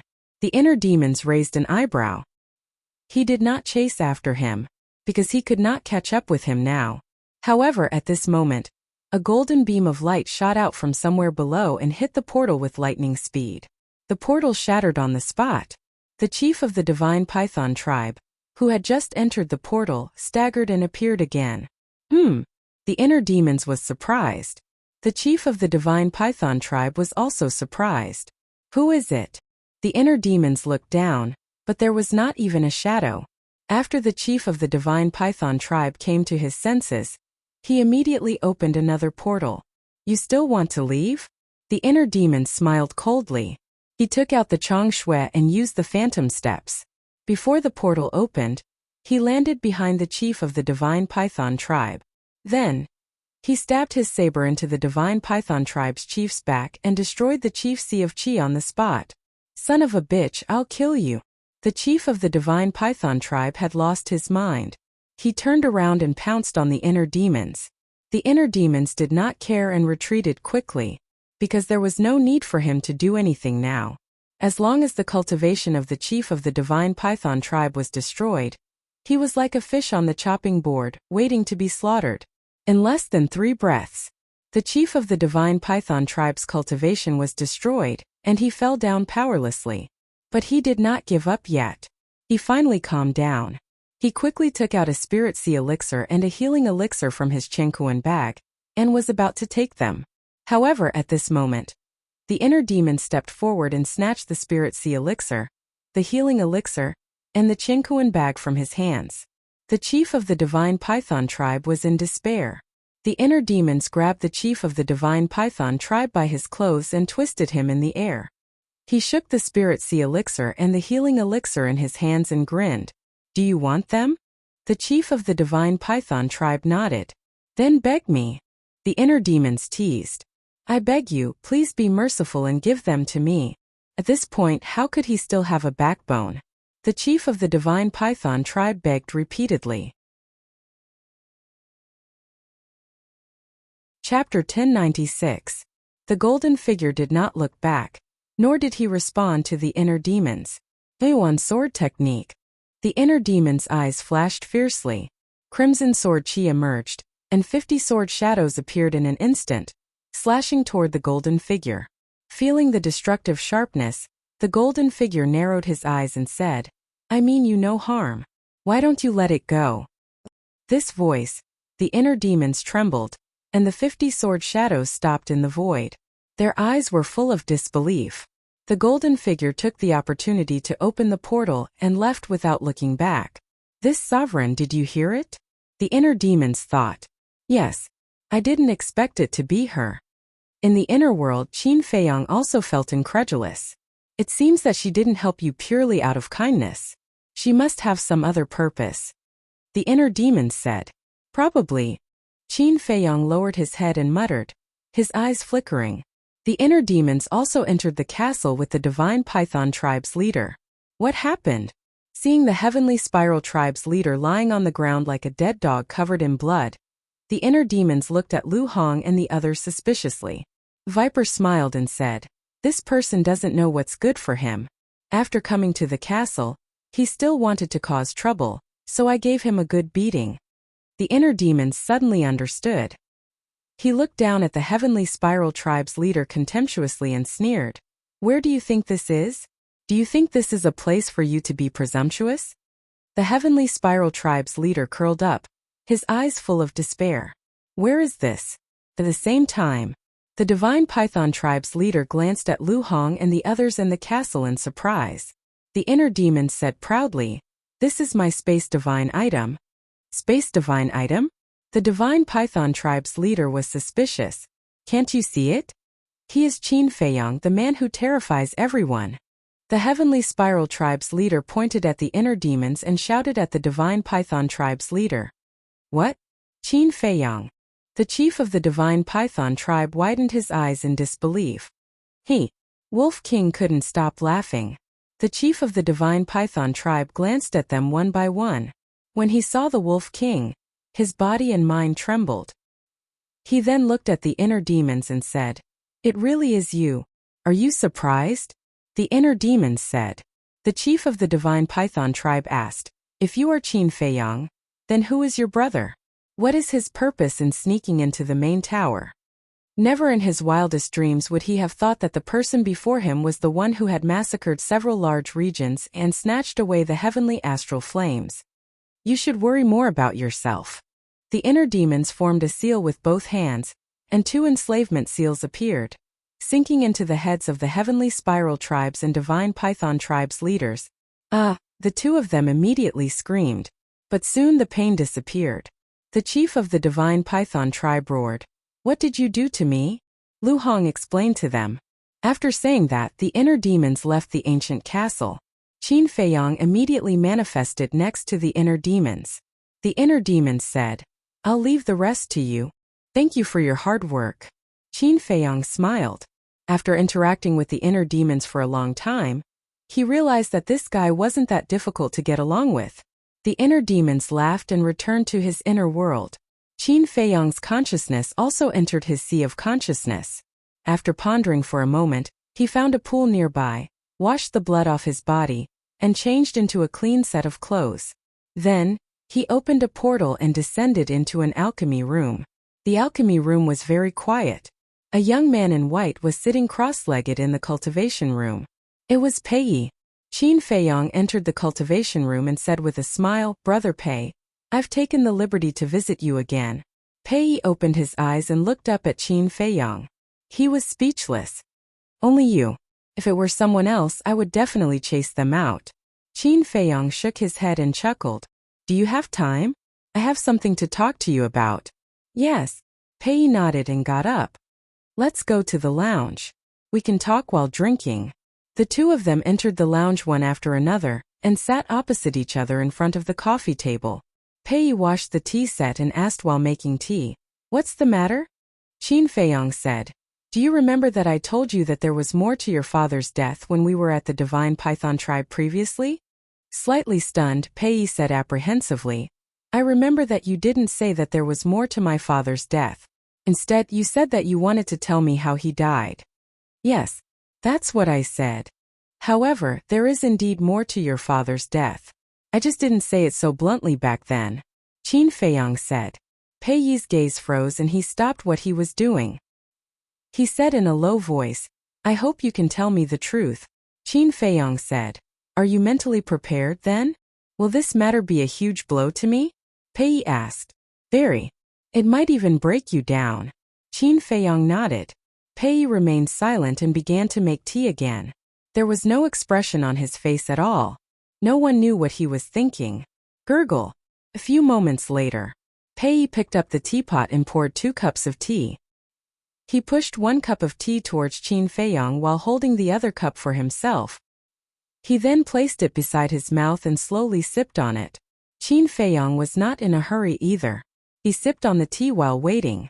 All of a sudden Pei Yi raised his head and downed the tea in 1 gulp. He then looked at Qin Feiyang and said smilingly, I believe there's nothing that can affect me anymore. Tell me. Qin Feiyang took a deep breath and put down the teacup. Staring into Pei Yi's eyes, he said, The real culprit behind your father's death is your uncle. Kacha. As soon as he said that, the teacup in Pei Yi's hand was crushed into pieces. A deafening silence filled the resting room. After some time, Pei Yi asked softly, Do you have any evidence? His tone was calm, as if he was not affected at all. Yes. Qin Feiyang nodded. Pei Yi asked, When did you find out? On the day I accompanied you to retrieve your father's body, Fatso and I went to investigate. At that time, someone witnessed your uncle murdering your father. Fu Anshan also knows about it and has been using it to threaten your uncle for years. Qin Feiyang said. Pei Yi asked, Why didn't you tell me earlier? Qin Feiyang said, This matter is too cruel to you, so I couldn't bear to do it. Why are you telling me now then? Pei Yi asked. Qin Feiyang said, Because tomorrow, all of this will be made public. I want to tell you in advance so that you won't. Pei Yi said, Are you afraid that I'll go berserk tomorrow? Qin Feiyang nodded. Pei Yi hung his head low again and remained silent. Qin Feiyang looked at him and asked with a frown, Why don't you doubt my words at all? Because you don't have a motive to lie to me. Pei Yi smiled calmly and looked up at Qin Feiyang. It's also because I already knew the truth long ago. What? Qin Feiyang sprung up abruptly. Are you shocked? Why am I still so indifferent after knowing the truth? Pei Yi asked with a smile. Qin Feiyang looked at him deeply and returned to his seat. Shaking his head, he said self-deprecatingly, Seems like I've been too nosy. No. I want to thank you for forcing me to face the truth. Did you know? I've been avoiding it in the past because I didn't know how to face it. No matter what, he's still my second uncle and we share the same blood. He's also the one who raised me. So, I've been pretending to be a fool and refusing to think about these things. Pei Yi sighed.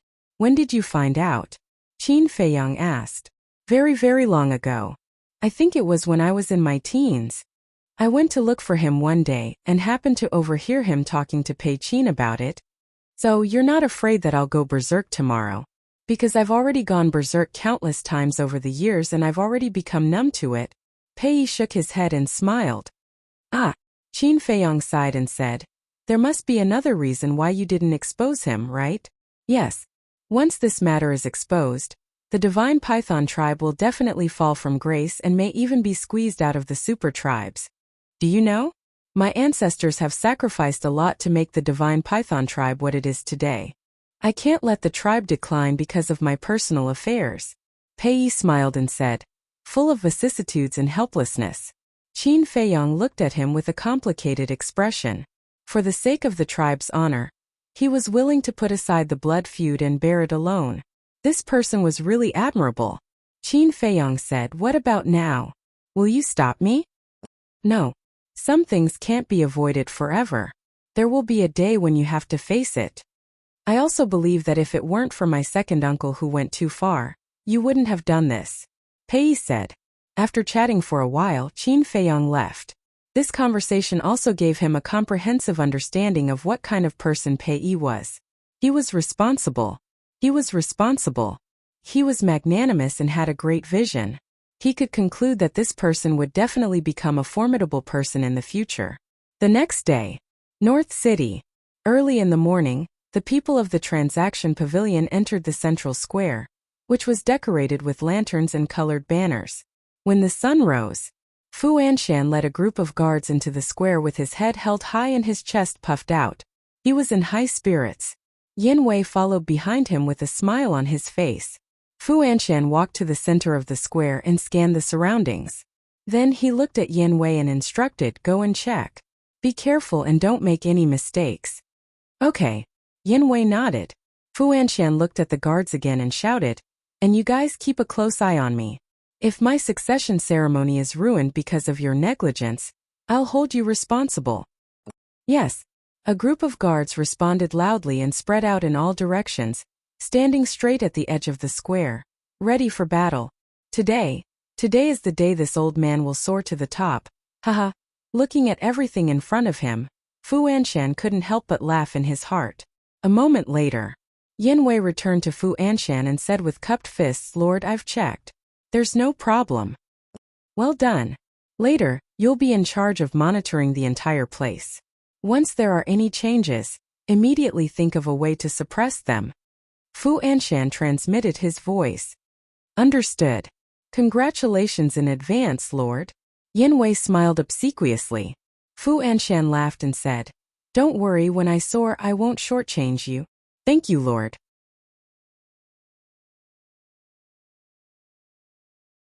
Chapter 1097. The sun was high in the sky.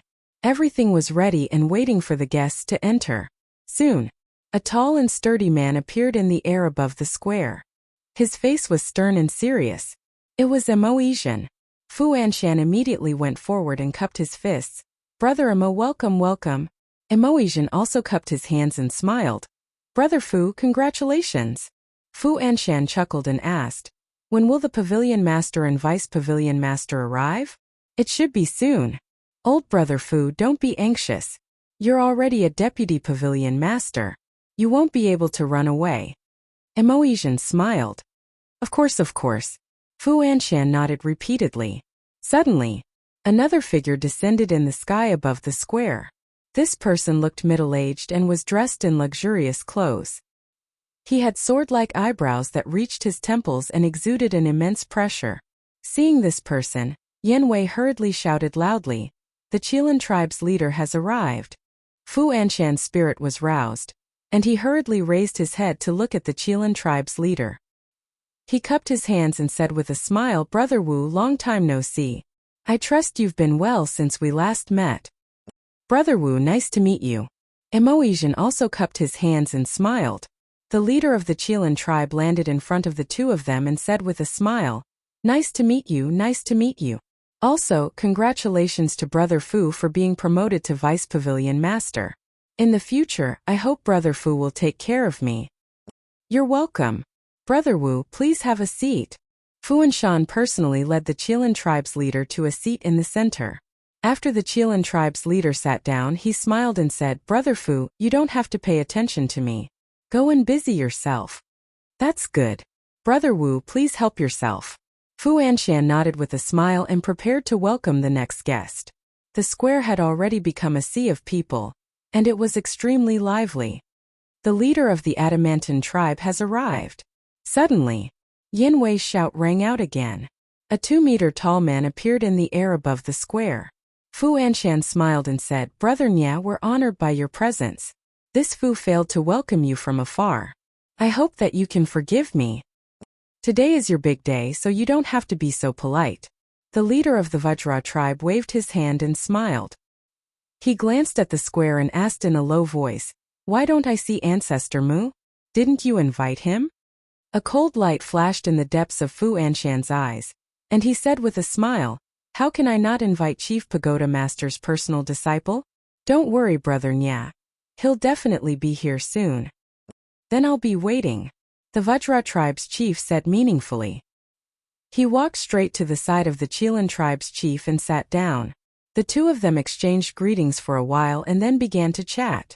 Yin Wei walked to Fu Anshan's side and said in a low voice, "Your Excellency, this Vajra tribe's leader seems to have some ill intentions. Of course I can tell. He's trying to target Ancestor Mu. To me this is a good thing. But not today. If he wants to cause trouble later, remember to think of a way to stop him." Fu Anshan transmitted his voice. Before he succeeded as the deputy pavilion master, he did not want to see any accidents, not even the slightest accident. Understood. Yin Wei nodded. Soothing Lake. Sis Brother Mu, it's time for us to go. Young Master Hao stood in the courtyard, glanced at Qin Feiyong and Wang Yuer's courtyard and urged, "It's not like you're going to succeed as the deputy pavilion master of the trading pavilion. Why are you in such a hurry?" Wang Yuer's cold voice came out. "I have something to deal with too. Wait for me." Qin Feiyong's voice also came out from the pavilion. What a dawdler! Young Master Hao glared at the two pavilions in dissatisfaction. In the pavilion, Qin Feiyong was actually ready, but there were still some things to be done. He took out the image crystal. Fatso's shadow soon appeared. Qin Feiyong asked, "Have you found Li He and Shen Feiyun?" "Yes. I guess they've already sneaked into North City," Fatso said. "Then come over," Qin Feiyong said. "Okay." Fatso nodded. In less than 3 breaths, Fatso appeared in front of Qin Feiyong. Qin Feiyong waved his hand, and the leaders of the Heavenly Spiral tribe and the Divine Python tribe appeared out of thin air. Their bodies were still stained with blood, and their qi had not recovered. Their faces were full of fear and despair. You already know the effect of the slave seal. If you want to live, do as I say. Also, don't play tricks with me. I know what you're thinking. I can also kill all of you before you can even speak. Qin Feiyong looked at the two of them coldly. The leader of the Heavenly Spiral tribe trembled and said, "After this is done, will you really let us go? I'll think about it." After Qin Feiyong finished speaking, he looked at Fatso and said, "Take them to North City first and act according to the situation." Understood. Fatso nodded, opened the portal and looked at the two coldly. "Let's go." The two of them looked at each other and could only follow Fatso into the portal. The show is about to begin. "Fuanshan, are you ready?" Qin Feiyong muttered with a cold smile and turned to walk out of the attic. At the same time, Wang Yuer also came out. Seeing Wang Yuer at this moment, young Master Hao and Qin Feiyong's eyes lit up. Wang Yuer was dressed in a light green silk dress. Her long black hair was tied up with an exquisite jade hairpin at the end of her hair. She walked out slowly, and her body was graceful. Whether it was the charm or the noble aura she used to have, they were all gone. She was pure and charming. He had white hair, a stooped body, and a weak aura. His eyes were dim and lifeless. "Greetings, Pavilion Master and Vice Pavilion Master."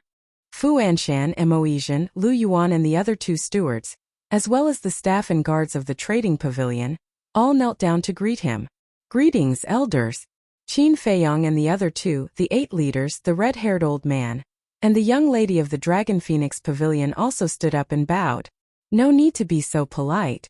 The pavilion master of the trading pavilion looked at the people below with a smile and said to the old man in black, "Let's go down." The old man in black nodded. The 2 landed in the center of the square, and then walked straight to Qin Feiyong under everyone's gaze. The old man in black cupped his hands and said, "I've heard of little friend's name. Seeing you today, you're indeed a dragon among men." "He's the vice pavilion master of the trading pavilion." Wang Yuer transmitted her voice. Qin Feiyong nodded and said with a smile, "Senior is too polite. I really don't dare to be called a dragon among men. Sai young people are full of vigor. There's no need to be so humble. Otherwise, when you're old, you won't have the chance to be high profile like this old man." The old man in black laughed with a hoarse voice. Qin Feiyong looked at the old man's turbid eyes. He was indeed nearing the end of his lifespan, but there wasn't a trace of fear on the old man's face. He said calmly, "Junior still needs to learn more from Senior's temperament." The old man in black shook his head and said with a smile, "You're already a man with 1 foot in the grave. What's there to learn?" Emoisian looked at Qin Feiyong and said respectfully, "2 lords, please take a seat." The 2 nodded. The pavilion master looked at Qin Feiyong and said, "Little friend, let's have a good chat after the inauguration ceremony." "It's my honor," Qin Feiyong said with a smile. The pavilion master smiled and walked to the central seat with the old man in black. They turned around and sat side by side. The old man in black looked at everyone and said to Emoisian, "Let's begin." "Yes." Moesian said respectfully and walked to the front of the stage. He looked around and said with a smile, "Thank you all for taking time out of your busy schedules to attend the inauguration ceremony of our pavilion vice pavilion master."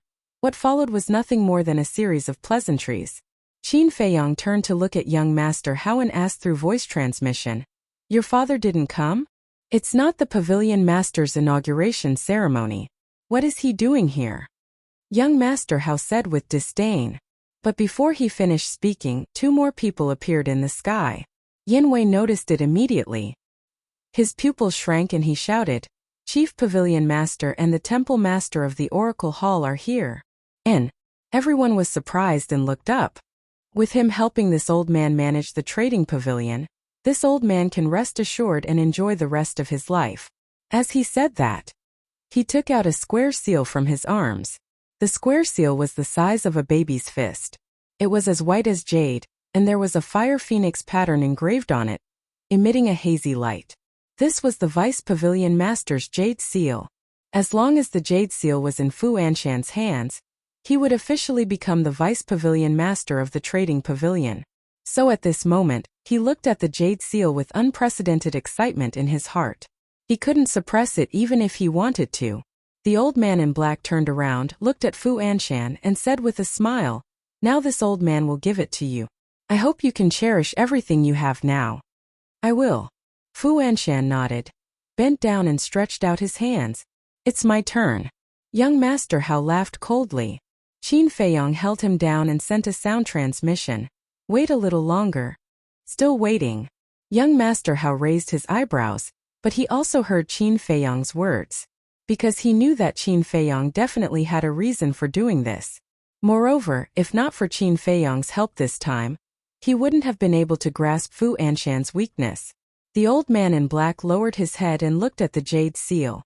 There was a trace of reluctance in his eyes, but in the end, he still handed it over to Fu Anshan. Finally, I've become the Vice Pavilion Master of the Trading Pavilion." Fu Anshan looked at the jade seal in his hand, his old eyes filled with excitement, feeling as if he was dreaming. "Congratulations. This is a congratulatory gift that I have prepared. Vice Pavilion Master, please accept it." With a wave of the Qilin tribe's hand, an exquisite gift box flew towards Fu Anshan. Fu Anshan regained his senses and caught the gift box. Without even looking at it, he hurriedly thanked him. "Thank you, Brother Wu." The other leaders and the Divine Python tribe's Grand Elder also sent out congratulatory gifts. The young lady of the Dragon Phoenix house also sent a jar of Dragon Phoenix wine. Seeing that Qin Feiyong was indifferent, the leader of the Vajra tribe chuckled and said, "Brother Mu, I believe you have also prepared a congratulatory gift. Take it out and let us old fellows see it." "That's right. With your identity, it must be something extraordinary." The leader of the Qilin tribe laughed. Although the chief tower master was present, their words didn't have any obvious intention of targeting him. They just treated it as a joke, so they weren't worried that they would anger the chief tower master. Although Fu Anshan knew he didn't stand out to smooth things over.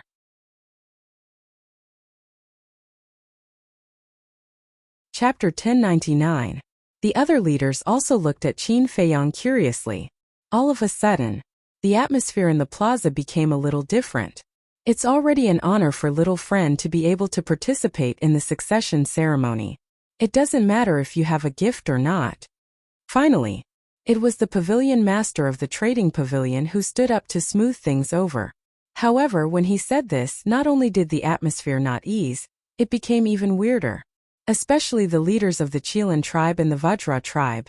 The expressions on their faces were intriguing. As for the chief pagoda master in Gongsun Bay, they had been silent the entire time, as if this matter had nothing to do with them. Qin Feiyong scanned the crowd and suddenly laughed.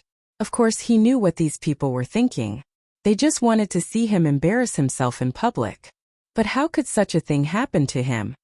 "Senior, this junior is not someone who does not understand etiquette. For such a joyous occasion, I will definitely prepare a congratulatory gift." And as everyone said, it is indeed a few big gifts. "Listen up, it's not one, it's a few. However, I can't take it out yet. Please allow this junior to keep you in suspense." Qin Feiyong turned to look at the pavilion master of the trading pavilion and smiled faintly. The pavilion master of the trading pavilion was slightly startled and nodded with a smile. Little friend, as you wish. What gift? So mysterious. The leaders looked at each other, their eyes filled with suspicion. Young Master Hao swept his gaze across the crowd, then looked at Fu Anshan, who was standing on the high platform in high spirits, and sent a sound transmission. Brother Mu, do you still want to wait? No rush. Qin Feiyong waved his hand. Next. The old man in black said a few more words of emotion, then left the platform and returned to his seat. Emoisian took a step forward and said with a smile, the succession ceremony can be considered to have come to a perfect end. Now I would like to invite everyone to the Dragon and Phoenix Pavilion. We have already prepared a banquet. Young Master Hao said anxiously, Brother Mu, if you don't make a move now, it will be too late. Qin Feiyong did not reply, and stared at Fu Anshan. Just as everyone heard Emoisian's words and stood up, Fu Anshan also woke up from his excitement. Seeing that everyone was preparing to go to the Dragon and Phoenix Pavilion, he quickly put away the jade seal and stretched out his hand. Everyone wait. Everyone turned around and looked at him suspiciously. Fu Anshan laughed.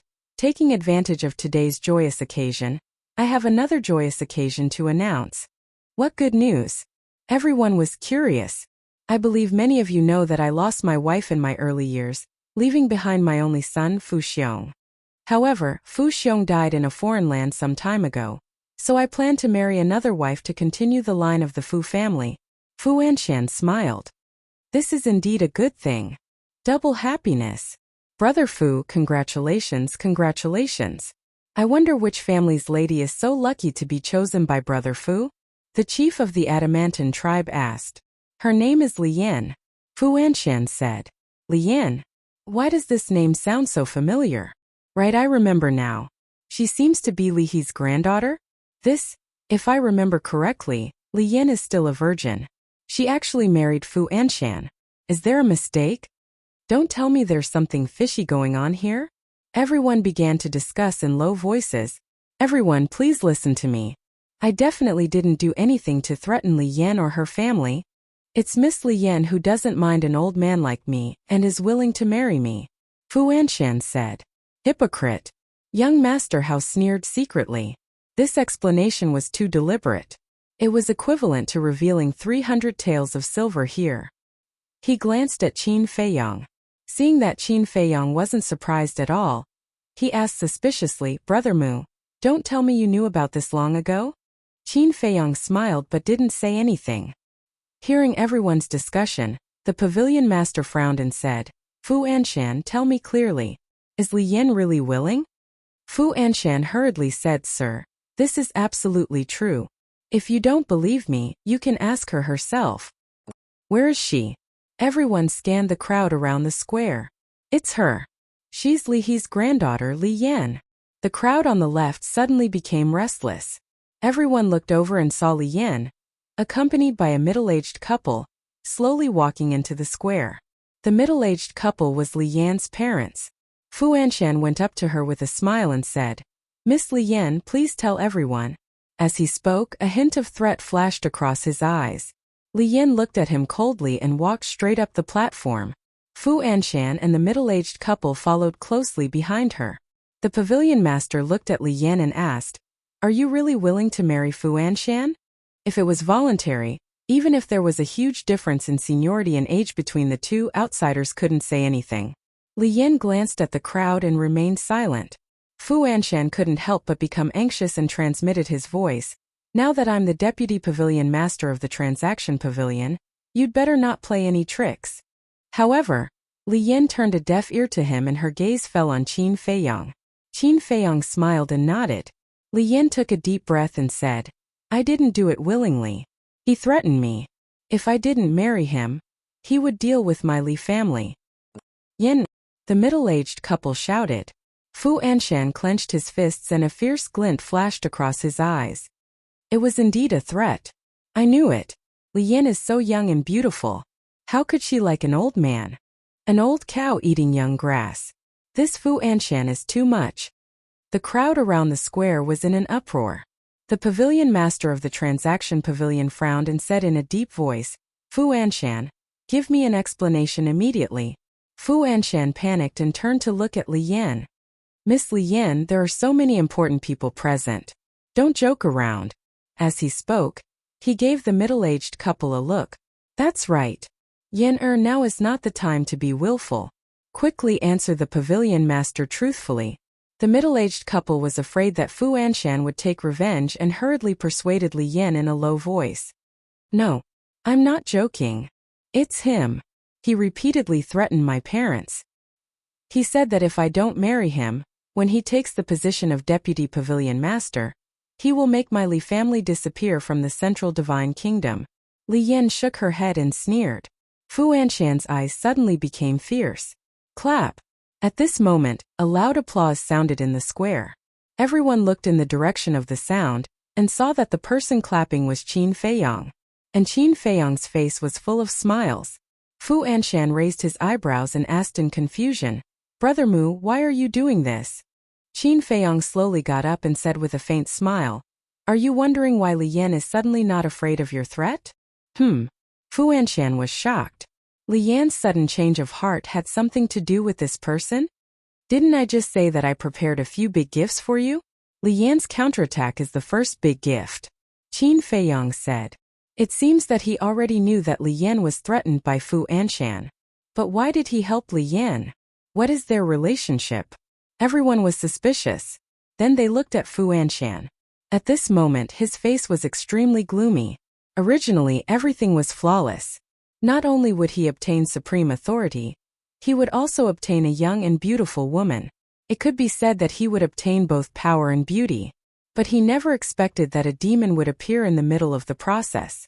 The pavilion master of the trading pavilion was about to explode. It was a good ceremony, but such a thing happened. It was a disgrace to the trading pavilion.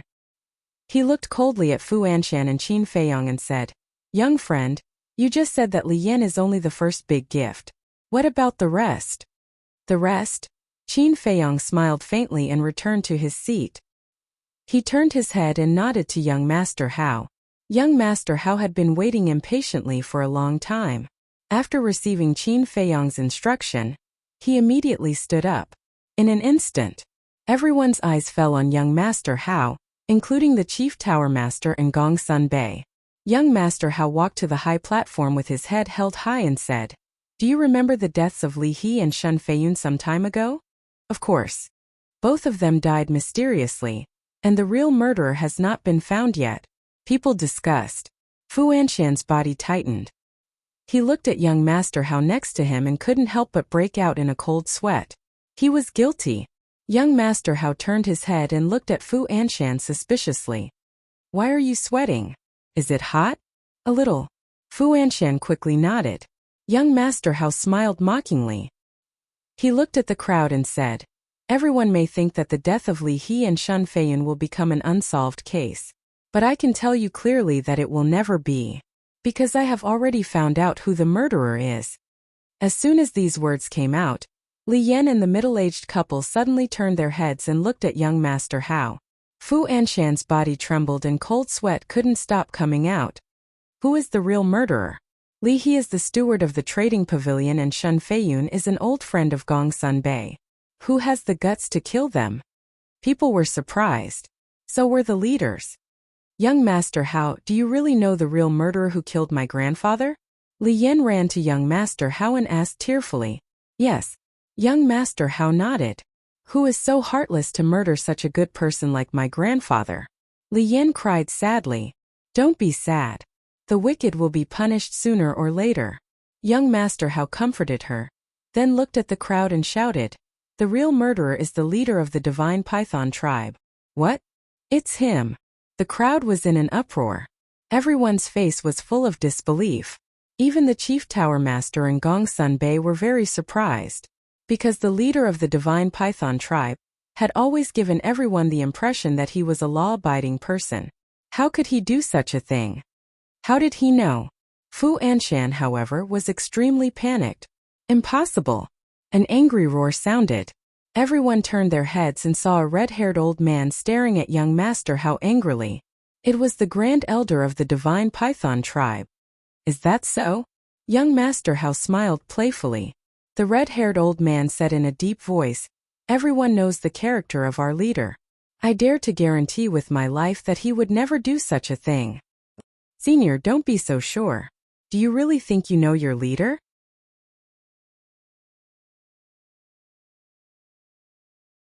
Chapter 1100. The red-haired old man said angrily, "I watched him grow up.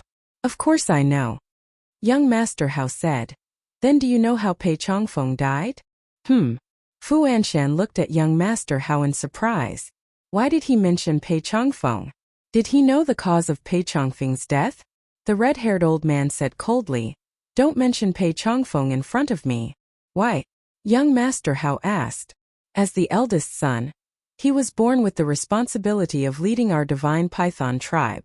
However, not only did he not succeed the position of the chief, he even left and ran out alone. In the end he died outside. Our divine Python tribe doesn't have such an irresponsible person like him. The red-haired old man snorted coldly. Crack. In the crowd, a young man in white clenched his hands tightly. It was Pei Sai. If Pei Chongfeng hears your words, he probably won't be able to rest in peace in the netherworld. Young Master Hao looked at the red-haired old man and shook his head with a sigh. The red-haired old man said, "Don't talk nonsense. In short, our leader is definitely not such a person." "All right, I won't argue with you. You'll understand how wrong you are in a bit." Young Master Hao smiled mockingly and turned to look at Fu Anshan. "Now I'll give you the second gift. Brother Shen, stewardly, come out." Brother Shen? Stewardly? Is he calling for Shun Feiyun and Li He? But aren't the two of them dead? Everyone looked at young Master Hao suspiciously. Li Yan, the middle-aged woman, and Fu Anshan were also bewildered. The scene fell into dead silence. Thud. Suddenly, a series of steady footsteps sounded.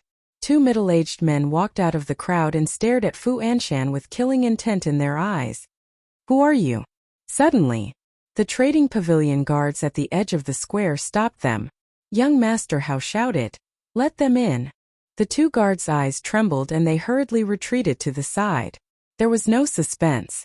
Everyone's gaze once again converged on the two middle-aged men. The two of them entered the square and walked straight up the platform. The master of the transaction pavilion asked, "You are?" The two of them glanced at the owner of the trading pavilion before taking out a face-restoring pill and popping it into their mouths. Immediately their appearances changed. In the end, an old man with white hair and a skinny middle-aged man appeared in front of the world. Who else could it be but Li He and Shun Feiyun? It's really them. They didn't die.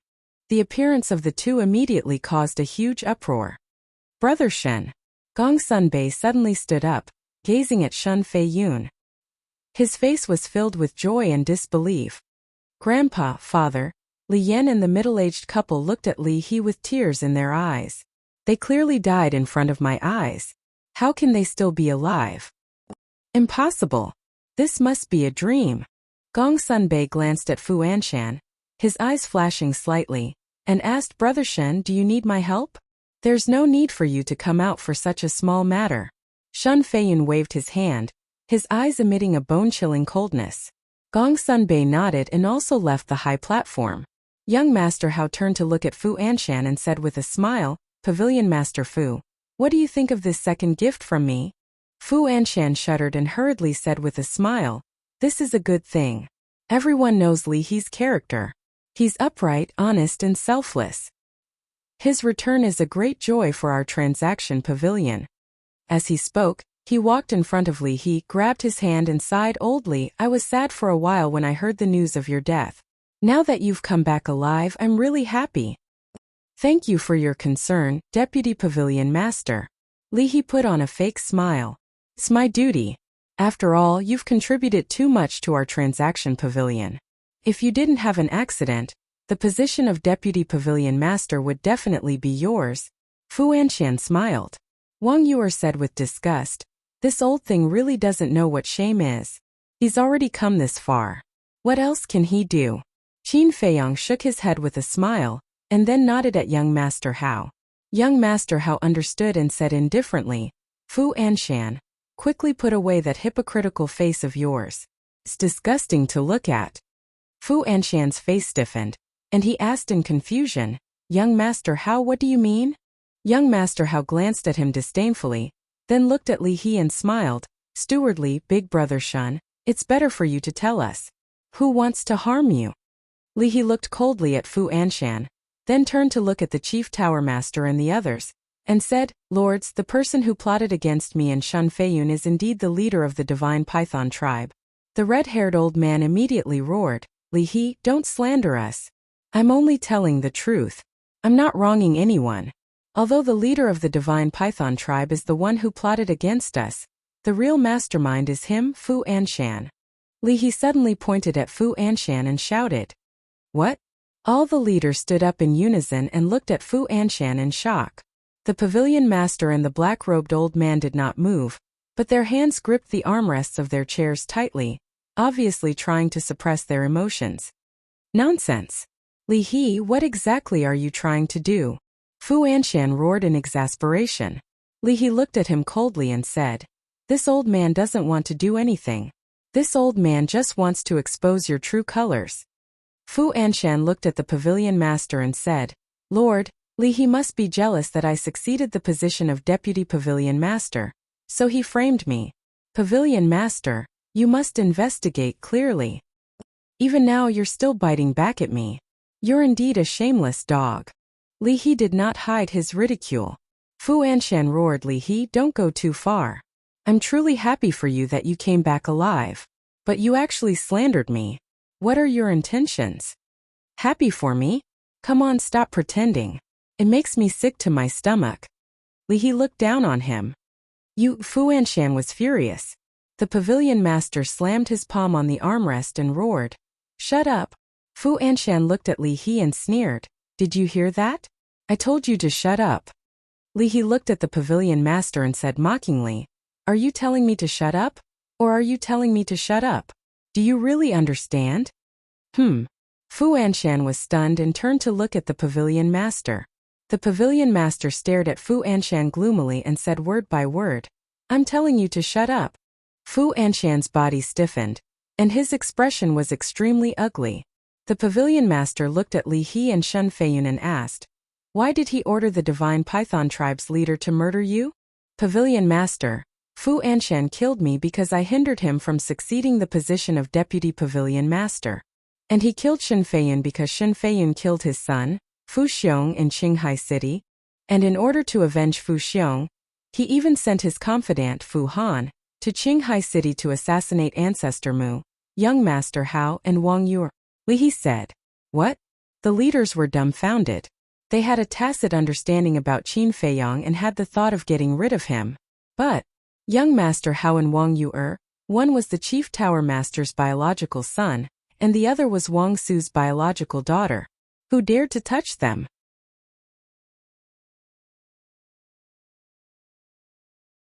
Chapter 1101. Everyone looked at the Chief Pagoda Master again, only to see that his expression was indifferent, as if he was not angry. But everyone knew. If this was true, then Fu Anshan would definitely die a miserable death. Bastard! The pavilion master of the trading pavilion was also fuming with rage, and his lungs were about to explode. Swoosh! Suddenly, he landed on the high platform and slapped Fu Anshan's face in front of everyone. Fu Anshan screamed in pain and flew out on the spot. His nose was bruised and his eyes were swollen, but he could no longer care about the pain and hurriedly got up. He knelt in front of the pavilion master and exclaimed, Sir, I'm innocent. Kneel properly and shut up. The pavilion master shouted and turned to look at young Master Hao. He asked with a smile, Is there really such a thing? Young Master Hao nodded. The pavilion master clenched his fists, his old eyes flashing with killing intent. He lowered his head to look at Fu Anshan and said in disappointment, I really didn't expect you to do so many stupid things. No, absolutely not. Fu Anshan hurriedly shook his head and looked at young Master Hao. Young Master Hao, since you said that I sent someone to assassinate you, then take out the evidence. Young Master Hao said indifferently, I don't have evidence, but as the son of the Chief Pagoda Master, would I lie? If you don't have evidence, what nonsense are you talking about? Even if you are the son of the chief pagoda master, you can't slander others. Fu Anshan's heart calmed down a lot.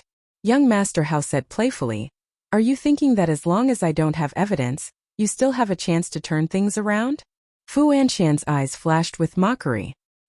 He had seen the video of Fu Han's confession in young Master Hao's hands, but as long as he insisted that Fu Han was the one who carried him, then he would at most be accused of lax discipline and would not lose his life.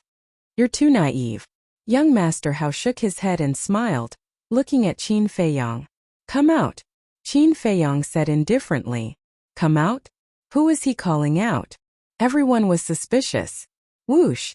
Accompanied by the sound of the air being torn apart, Fatso grabbed the Heavenly Spiral tribe leader and the Divine Python tribe leader, and streaked across the sky and landed on the high platform in the square like lightning. What happened?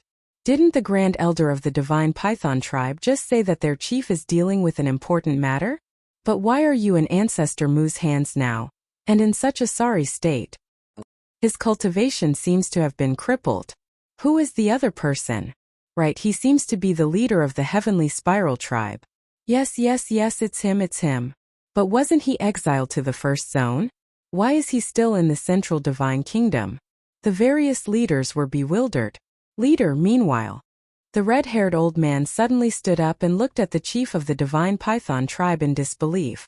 He thought of many possibilities, but he didn't expect this to be the result. He abruptly turned his head to look at Qin Feiyang. His hair stood on end as he roared, "Ancestor Mu, what exactly did you and your big brother do to the leader?"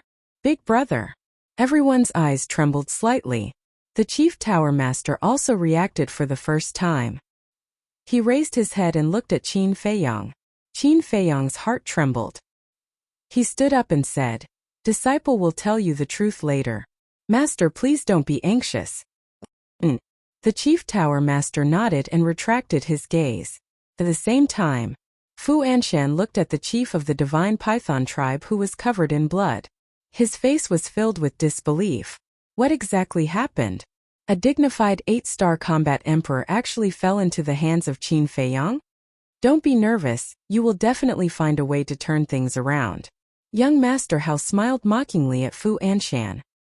He looked at the chief of the Divine Python tribe and said, "Tell everyone, did Fu Anshan order you to kill Shun Feiyun?" Fu Anshan hurriedly said, "Brother Pei, we have no enmity. Don't harm me." The red-haired old man also exclaimed, "Leader, quickly tell everyone that this matter has nothing to do with you. You are innocent." The chief of the Divine Python tribe glanced at the red-haired old man and Fu Anshan with a gloomy expression. The chief of the Heavenly Spiral tribe looked at everyone with flickering eyes. Suddenly, the two of them looked at each other, and a cold light flashed in their eyes. Then they looked at Qin Feiyang in unison. The corner of Qin Feiyang's mouth lifted.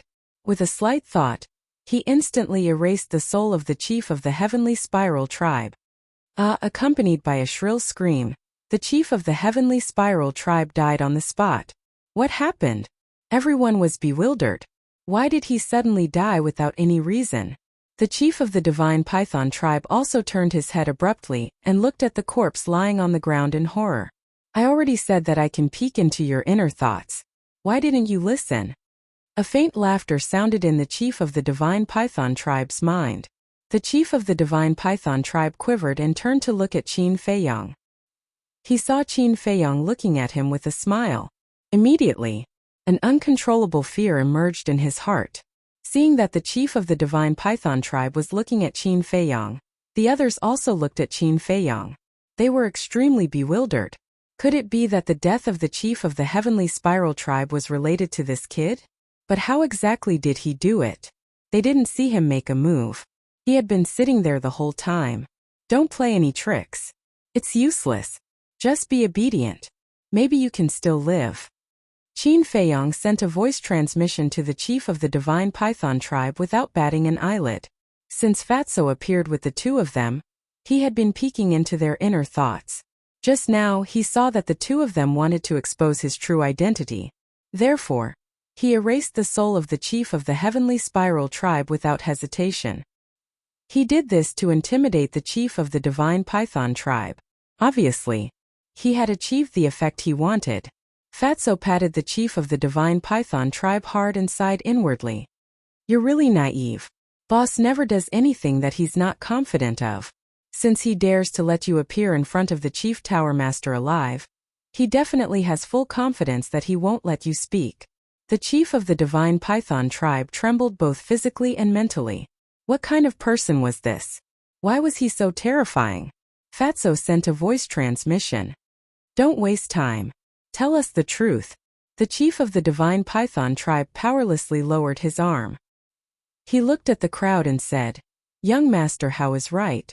It was Fu Anshan who ordered me to kill Li He and Shun Feiyun. The reason for killing them is just as young Master Hao said. There was another huge uproar. Everyone's eyes were filled with disbelief. It can't be. When the red-haired old man heard this, it was like a bolt from the blue. His face turned pale. It was actually true. Why did it turn out like this? The chief in his memory would never do such a thing. Young Master Hao looked at him sympathetically and sighed. I told you, you might not know your chief well. The red-haired old man looked up at him and smiled sadly. Then, he looked at the chief of the divine python tribe and asked, Tell me, why did you collude with Fu Anshan? That's right. As the chief of a super tribe, how could he collude with someone like Fu Anshan? It's even more impossible for him to do things for Fu Anshan. Everyone was puzzled. The chief of the divine python tribe lowered his head and found it difficult to speak. Let me tell you. He helped Fu Anshan because Fu Anshan had something on him. Young Master Hao said. What do you mean? The red-haired old man asked. Young Master Hao was about to speak when a sigh suddenly sounded from the crowd. Young Master Hao, let me tell everyone about this personally. As soon as he finished speaking, a young man in white landed on the high platform. It was Pei Yi. Okay. Young Master Hao looked at Pei Yi deeply and retreated to the side. Pei Yi looked at the chief of the divine python tribe and couldn't help but sigh. He turned to look at the red-haired old man and said, Grand Elder, the evidence is that second uncle killed my father. The chief of the divine python tribe trembled violently. Everyone present was dumbfounded. Even the chief pagoda master was shocked. The red-haired old man was also dumbfounded. After recovering from the shock, he said angrily, What nonsense are you talking about? I'm not talking nonsense. I've known about this for a long time. I just didn't say it. Pei shook his head. The chief of the divine python tribe immediately looked up at Pei Yi. He initially thought that Qin Feiyang was the one who told Pei Yi about it, but he didn't expect Pei Yi to say that he had known about it for a long time. Pei Yi also turned to look at the chief of the divine python tribe and said, Second uncle, you don't know, right? When I was young, I went to look for you once and happened to hear you and Pei Qin talking about this. The chief of the divine python tribe asked, Then why did you? Pei Yi said, You want to know why I didn't expose you? The chief of the divine python tribe nodded. Pei Yi smiled and said, Because you're my second uncle, my father's brother, and my family. You can be cold-blooded and heartless, but I can't. Hearing these words, the chief of the divine python tribe teared up. His heart melted. It was only at this moment that he realized how wrong he was in the past. I'm sorry. I've let you and your father down. He slowly knelt on the ground and buried his head in remorse. In this world, no one has let anyone down. You didn't do anything wrong, I didn't do anything wrong, and my father didn't do anything wrong either. It's the world that's wrong. Let's put this matter behind us. From now on, you're still my second uncle and I'm still your nephew. Blood is thicker than water. Pei Yi looked down at the chief of the divine python tribe and smiled. He then nodded at Qin Feiyang and stepped into the air alone. That frail figure seemed especially lonely and desolate. Blood is thicker than water. The chief of the divine python tribe murmured and looked up at Pei Yi's back view with a smile. Yeah, we're family, but I'm already plagued with sins. Even if you can forgive me, I can't forgive myself. I'll entrust the future of the divine python tribe to you. When we reach the netherworld, I'll also tell your father that you're an outstanding child. Farewell. The chief of the divine python tribe smiled and looked at this world longingly before slamming his head against the ground, causing blood to splatter everywhere. Chief, The red-haired old man yelled and hurriedly rushed up to the platform. Has already forgiven you. Why did you still do such a foolish thing? I have to pay the price for my mistakes. Only death can wash away my sins. I'll leave him to you. He's a smart and capable child. You must assist him and become the chief of the divine python tribe. The chief of the divine python tribe grabbed the red-haired old man's hand and said intermittently. He maintained a smile on his face throughout. It was a smile of relief. There was no resentment. With that, he weakly let go of the red-haired old man's hand and his head slowly fell to the ground. He was dead. Chief, the red-haired old man hugged the corpse of the chief of the divine python tribe and wailed to the sky. At the same time, Pei stopped in his tracks and turned to look at the platform. However, he did not say or do anything and left without looking back.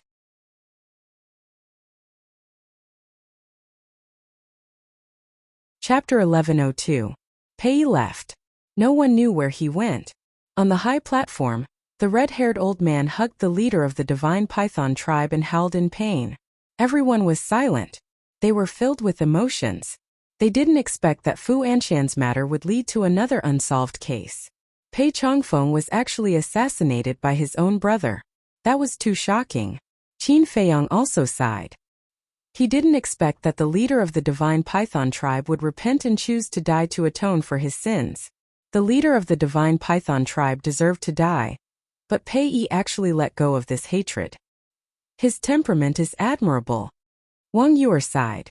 If this happened to her, she would never be able to forgive the leader of the divine python tribe. Qin Feiyang said, that's right. His temperament is something that no one in our younger generation can compare to. Wang Yuer was stunned. She turned to look at him and asked, does that include you? Yes. Qin Feiyang nodded. If he could get over it, he wouldn't have ended up like this. Wang Yuer said, I'm really surprised that you're inferior to him. No one is perfect. My talent may be better than Pei Yi's, but my state of mind is far inferior to his. Qin Feiyang shook his head and said with a smile. Wang Yuer looked at him deeply and didn't say anything else. She turned to look at the high platform. Mr. Hao looked down at Fu Anshan, who was kneeling on the ground, and sneered. Do you have anything to say now? It wasn't me, I was framed. Lord Pavilion Master, Lord Chief Tower Master, I beg you to investigate this matter thoroughly and clear my name. Fu Anshan shuddered and hurriedly cried out. When the leader of the divine python tribe appeared, he was indeed very scared and even desperate. But now the leader of the divine python tribe was dead. Before his death, although the leader of the divine python tribe said that he was the one who instigated it, he didn't show any evidence. In other words, it could be taken as a one-sided statement from the leader of the divine python tribe. Haha, you old man, you're really stubborn. However, I've long expected that you would continue to quibble. Mr. Hao shook his head and sneered. Young Master Hao, I don't know what you're talking about. However, if you insist on saying that all of this was instigated by me, then please take out ironclad evidence so that I will be convinced. Otherwise, you are wrongly accusing a good person. Fu Anshan raised his head to look at young Master Hao and said fearlessly. In his opinion, now that the chief of the divine python tribe was dead, there was no evidence. Even if young Master Hao knew the truth, he couldn't do anything to him without evidence. Young Master Hao looked at him and grinned. You call yourself a good man? Do you really think I don't have any evidence? If you have evidence, then take it out. Fu Anshan started to clamor. Because young Master Hao had admitted that he didn't have any evidence. Now that he said this, he must be trying to scare him and make him give himself away. What a joke. Who was Fu Anshan? How could he be fooled so easily? Alas! You really disappoint me. When I said that I didn't have any evidence, I just wanted you to admit it. I didn't expect you to deny it. Looks like I'm still too naive. I shouldn't have the slightest bit of sympathy for someone like you. You want evidence, right? I'll take it out now and let you know why you died. Young Master Hao took a deep breath, calmed down the anger in his heart, and took out the image crystal. Fu Anshan was surprised. Could it be that he really had evidence? No, he must be bluffing. He couldn't be scared by him. Buzz! The image crystal buzzed and trembled, and a stream of light flew into the sky. Immediately, An image slowly unfolded in the sky above the square. The image showed the conversation between Fu Anshan and Yin Wei in the study. In this conversation, Fu Anshan admitted that he had blackmailed the chief of the Divine Python tribe to kill Shen Feiyun and Li He. How is that possible? Looking at the image, Fu Anshan's face was full of disbelief. He clearly remembered that when he told Yin Wei about this, Qin Feiyang, young Master Hao, and Wang Yuer had already left. But why did young Master Hao have this image? The square was dead silent. Only the conversation between Fu Anshan and Yin Wei continued to reverberate in the sky. Everyone looked up at the image with a trace of anger on their faces. It's too much. It's really too much. Such a despicable person. They actually let him succeed the position of Deputy Pavilion Master of the Exchange Pavilion.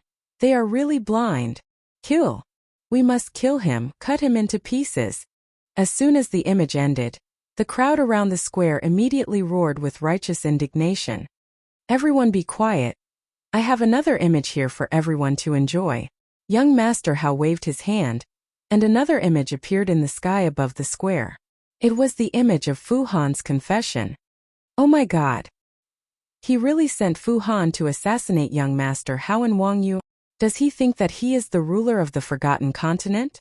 How dare he? The leaders were extremely shocked. No. Fu Han went behind my back, I didn't know. Fu Anshan roared. Yin Wei shook his head and landed in front of young Master Hao. He looked at Fu Anshan and said, Sir, now that things have come to this, you'd better admit it. You? Fu Anshan looked at him in shock. Yin Wei turned to look at the Chief Tower Master and the Pavilion Master, bowed and said, I can testify that everything young Master Hao said is true. Fu Anshan roared, Wei Yin, what are you doing? Are you crazy? I'm not crazy. I approached you in order to verify these things. Yin Wei said. What? Fu Anshan's body and mind trembled, and he said angrily, Who exactly are you? Who sent you here? It's me. Qin Feiyang stood up and said. Fu Anshan felt as if he was struck by lightning, and his mind rumbled. It was actually Qin Feiyang's men.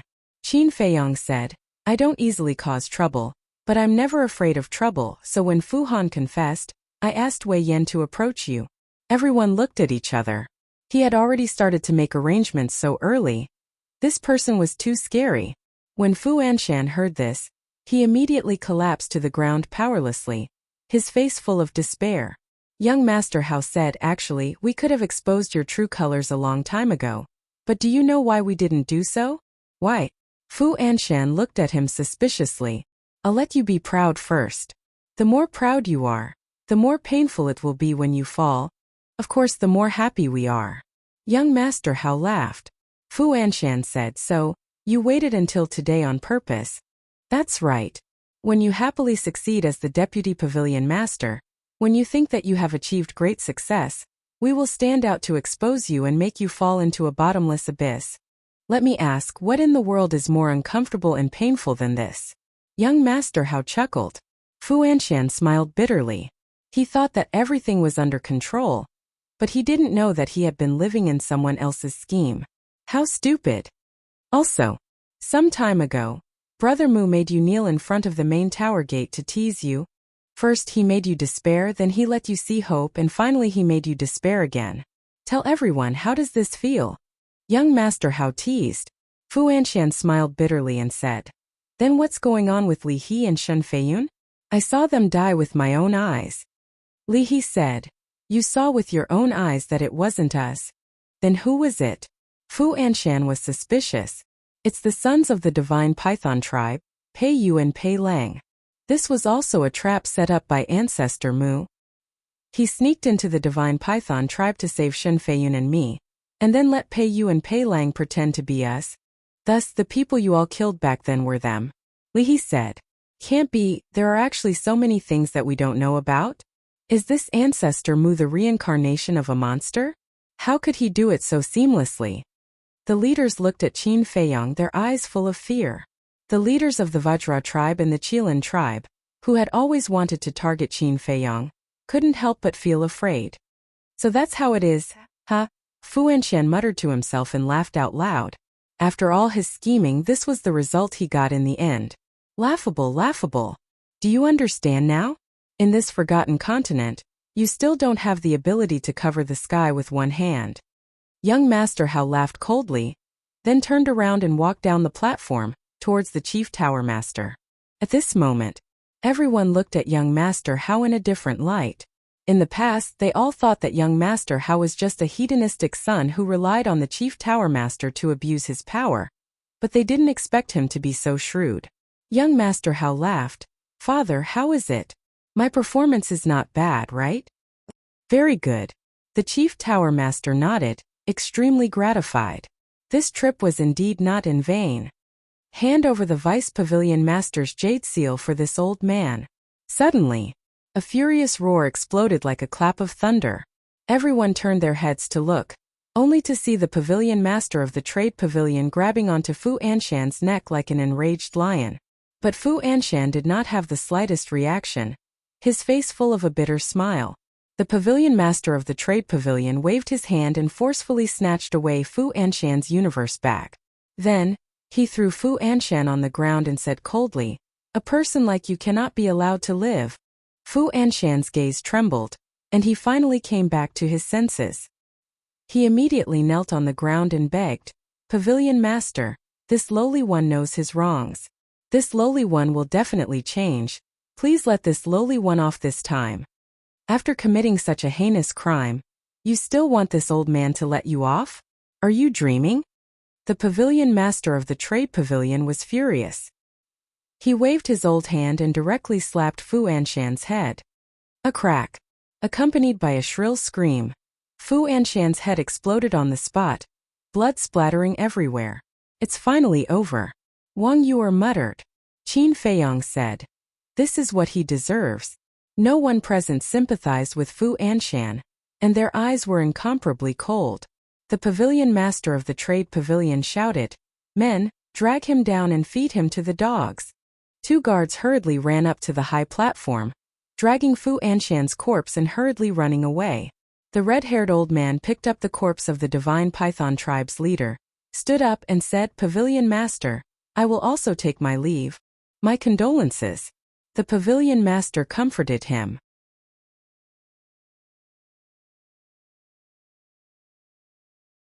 He couldn't just send them away like that, right? For a moment, all the leaders opened the teleportation gate and headed to the Longfeng Pavilion. However, the Chief Tower Master and Gongsun Bei did not go. They nodded to the Pavilion Master of the Trading Pavilion and left. Li He put away the jade seal and landed in front of Qin Feiyong and the others. He smiled and said, "Brother Mu, young Master Hao, Miss Yuer, I really have to thank you properly." "What about me?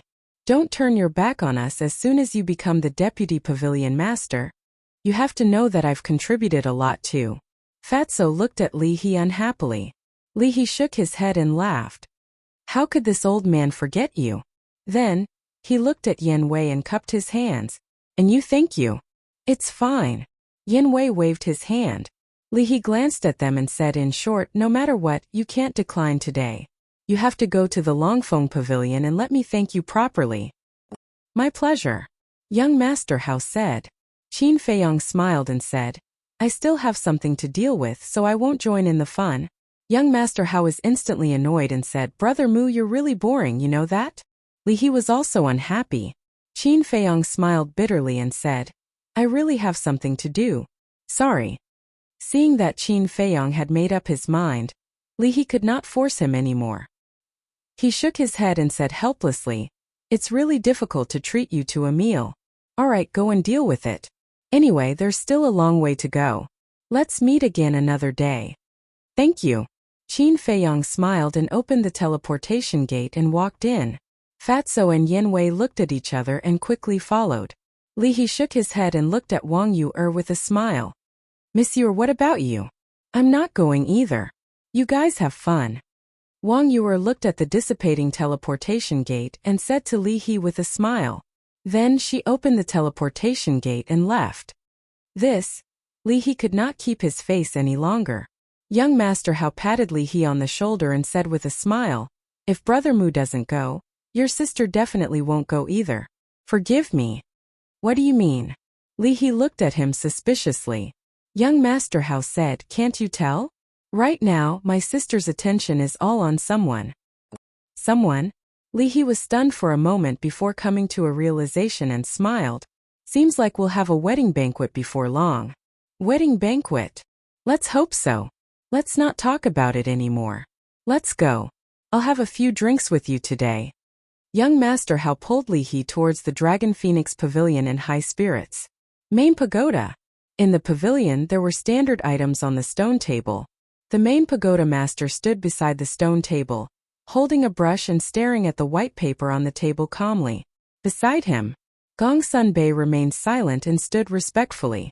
Suddenly, the main pagoda master waved his brush and wrote a word on the paper. This word was wisdom. The main pagoda master looked at the word wisdom and put down his brush. He sat on the stone bench and asked, Gong Sunbei, do you know why I wrote this word? Yes. Gong Sunbei nodded. Tell me about it. The main pagoda master said, wisdom represents wisdom, and ability. As the ancients say, a wise man can conquer the world. If I'm not wrong, Lord wrote this word for Ancestor Mu. Gong Sunbei said. That's right. I wrote it for him. Hao Er's performance today made me very happy, but I understand that all of this is Ancestor Mu's manipulation. He is a truly wise and resourceful person, the main pagoda master said. Gong Sunbei's pupils shrank as he asked in a low voice, Lord, are you worried? The main pagoda master said, I can't help but worry because his existence will pose a great threat to Hao Er. If he's willing, he can easily play Hao Er in the palm of his hand. I think that Lord is overthinking, because according to my observation, Ancestor Mu is not an ambitious person, Gong Sunbei said. The affairs of the world are unpredictable. The main pagoda master deeply sighed. Gong Sunbei said, if Lord is still worried, I can make him disappear immediately. The main pagoda master fell silent. Gong Sunbei's eyes flashed as he said, Lord, please forgive this subordinate for speaking bluntly. Although Ancestor Mu is a great threat to junior apprentice brother, from another perspective, his appearance can be considered an opportunity for junior apprentice brother. What do you mean? The main pagoda master asked. Think about it, with Ancestor Mu's intelligence, if he's willing to fully support junior apprentice brother, who will be able to shake junior apprentice brother's position in the Forgotten Continent in the future? Gong Sunbei said. The main pagoda master's eyes lit up, but he then frowned and said, what you said is just an if. So first, we need to confirm whether or not he's an ambitious person, and not kill a rare talent in the cradle. Gong Sunbei said. The main pagoda master said, are you saying that I'm jealous? This subordinate wouldn't dare. If this subordinate has any doubts, please forgive me, Lord. Gong Sunbei hurriedly bowed. The main pagoda master looked at the garden in front of him, his eyes flashing as he suddenly asked, tell me honestly, have you ever hated me over the years? No. It's because Lord has given me everything that I have today. I'm already very satisfied. Gong Sunbei lowered his head and said. The main pagoda master smiled and said, if Ancestor Mu has the same resolve as you, it's not impossible for him to stay by Hao Er's side. Gong Sunbei inwardly let out a sigh of relief and smiled as he said, then let this subordinate take care of this matter. The main pagoda master nodded and said, give me an answer as soon as possible. Okay. Gong Sunbei nodded before turning and leaving. The main pagoda master got up and walked out of the pavilion. Looking at the clear sky, he muttered, life is short, don't not cherish it. These words did not seem to be directed at himself. What he did not know was that not too far away, there was a colorful little snake hiding in the flower bed. It was so small that it was almost invisible to the naked eye. Calm Heart Lake. In the pavilion's hall, Fatso looked at Qin Feiyang and asked, boss, what do you need to deal with? Yanwei also looked at Qin Feiyang suspiciously. It's nothing. Qin Feiyang shook his head and sat beside the tea table. Fatso and Yanwei were surprised. Yanwei was puzzled. Since it's nothing, why don't we go to the Dragon Phoenix Pavilion? Qin Feiyang smiled and said, this time, the people going to the Dragon Phoenix Pavilion are all big shots of the Forgotten Continent. If I go, I will have to entertain them. I don't have the energy. I see. You're just afraid of trouble. Yanwei said. That's right. The matter is basically over.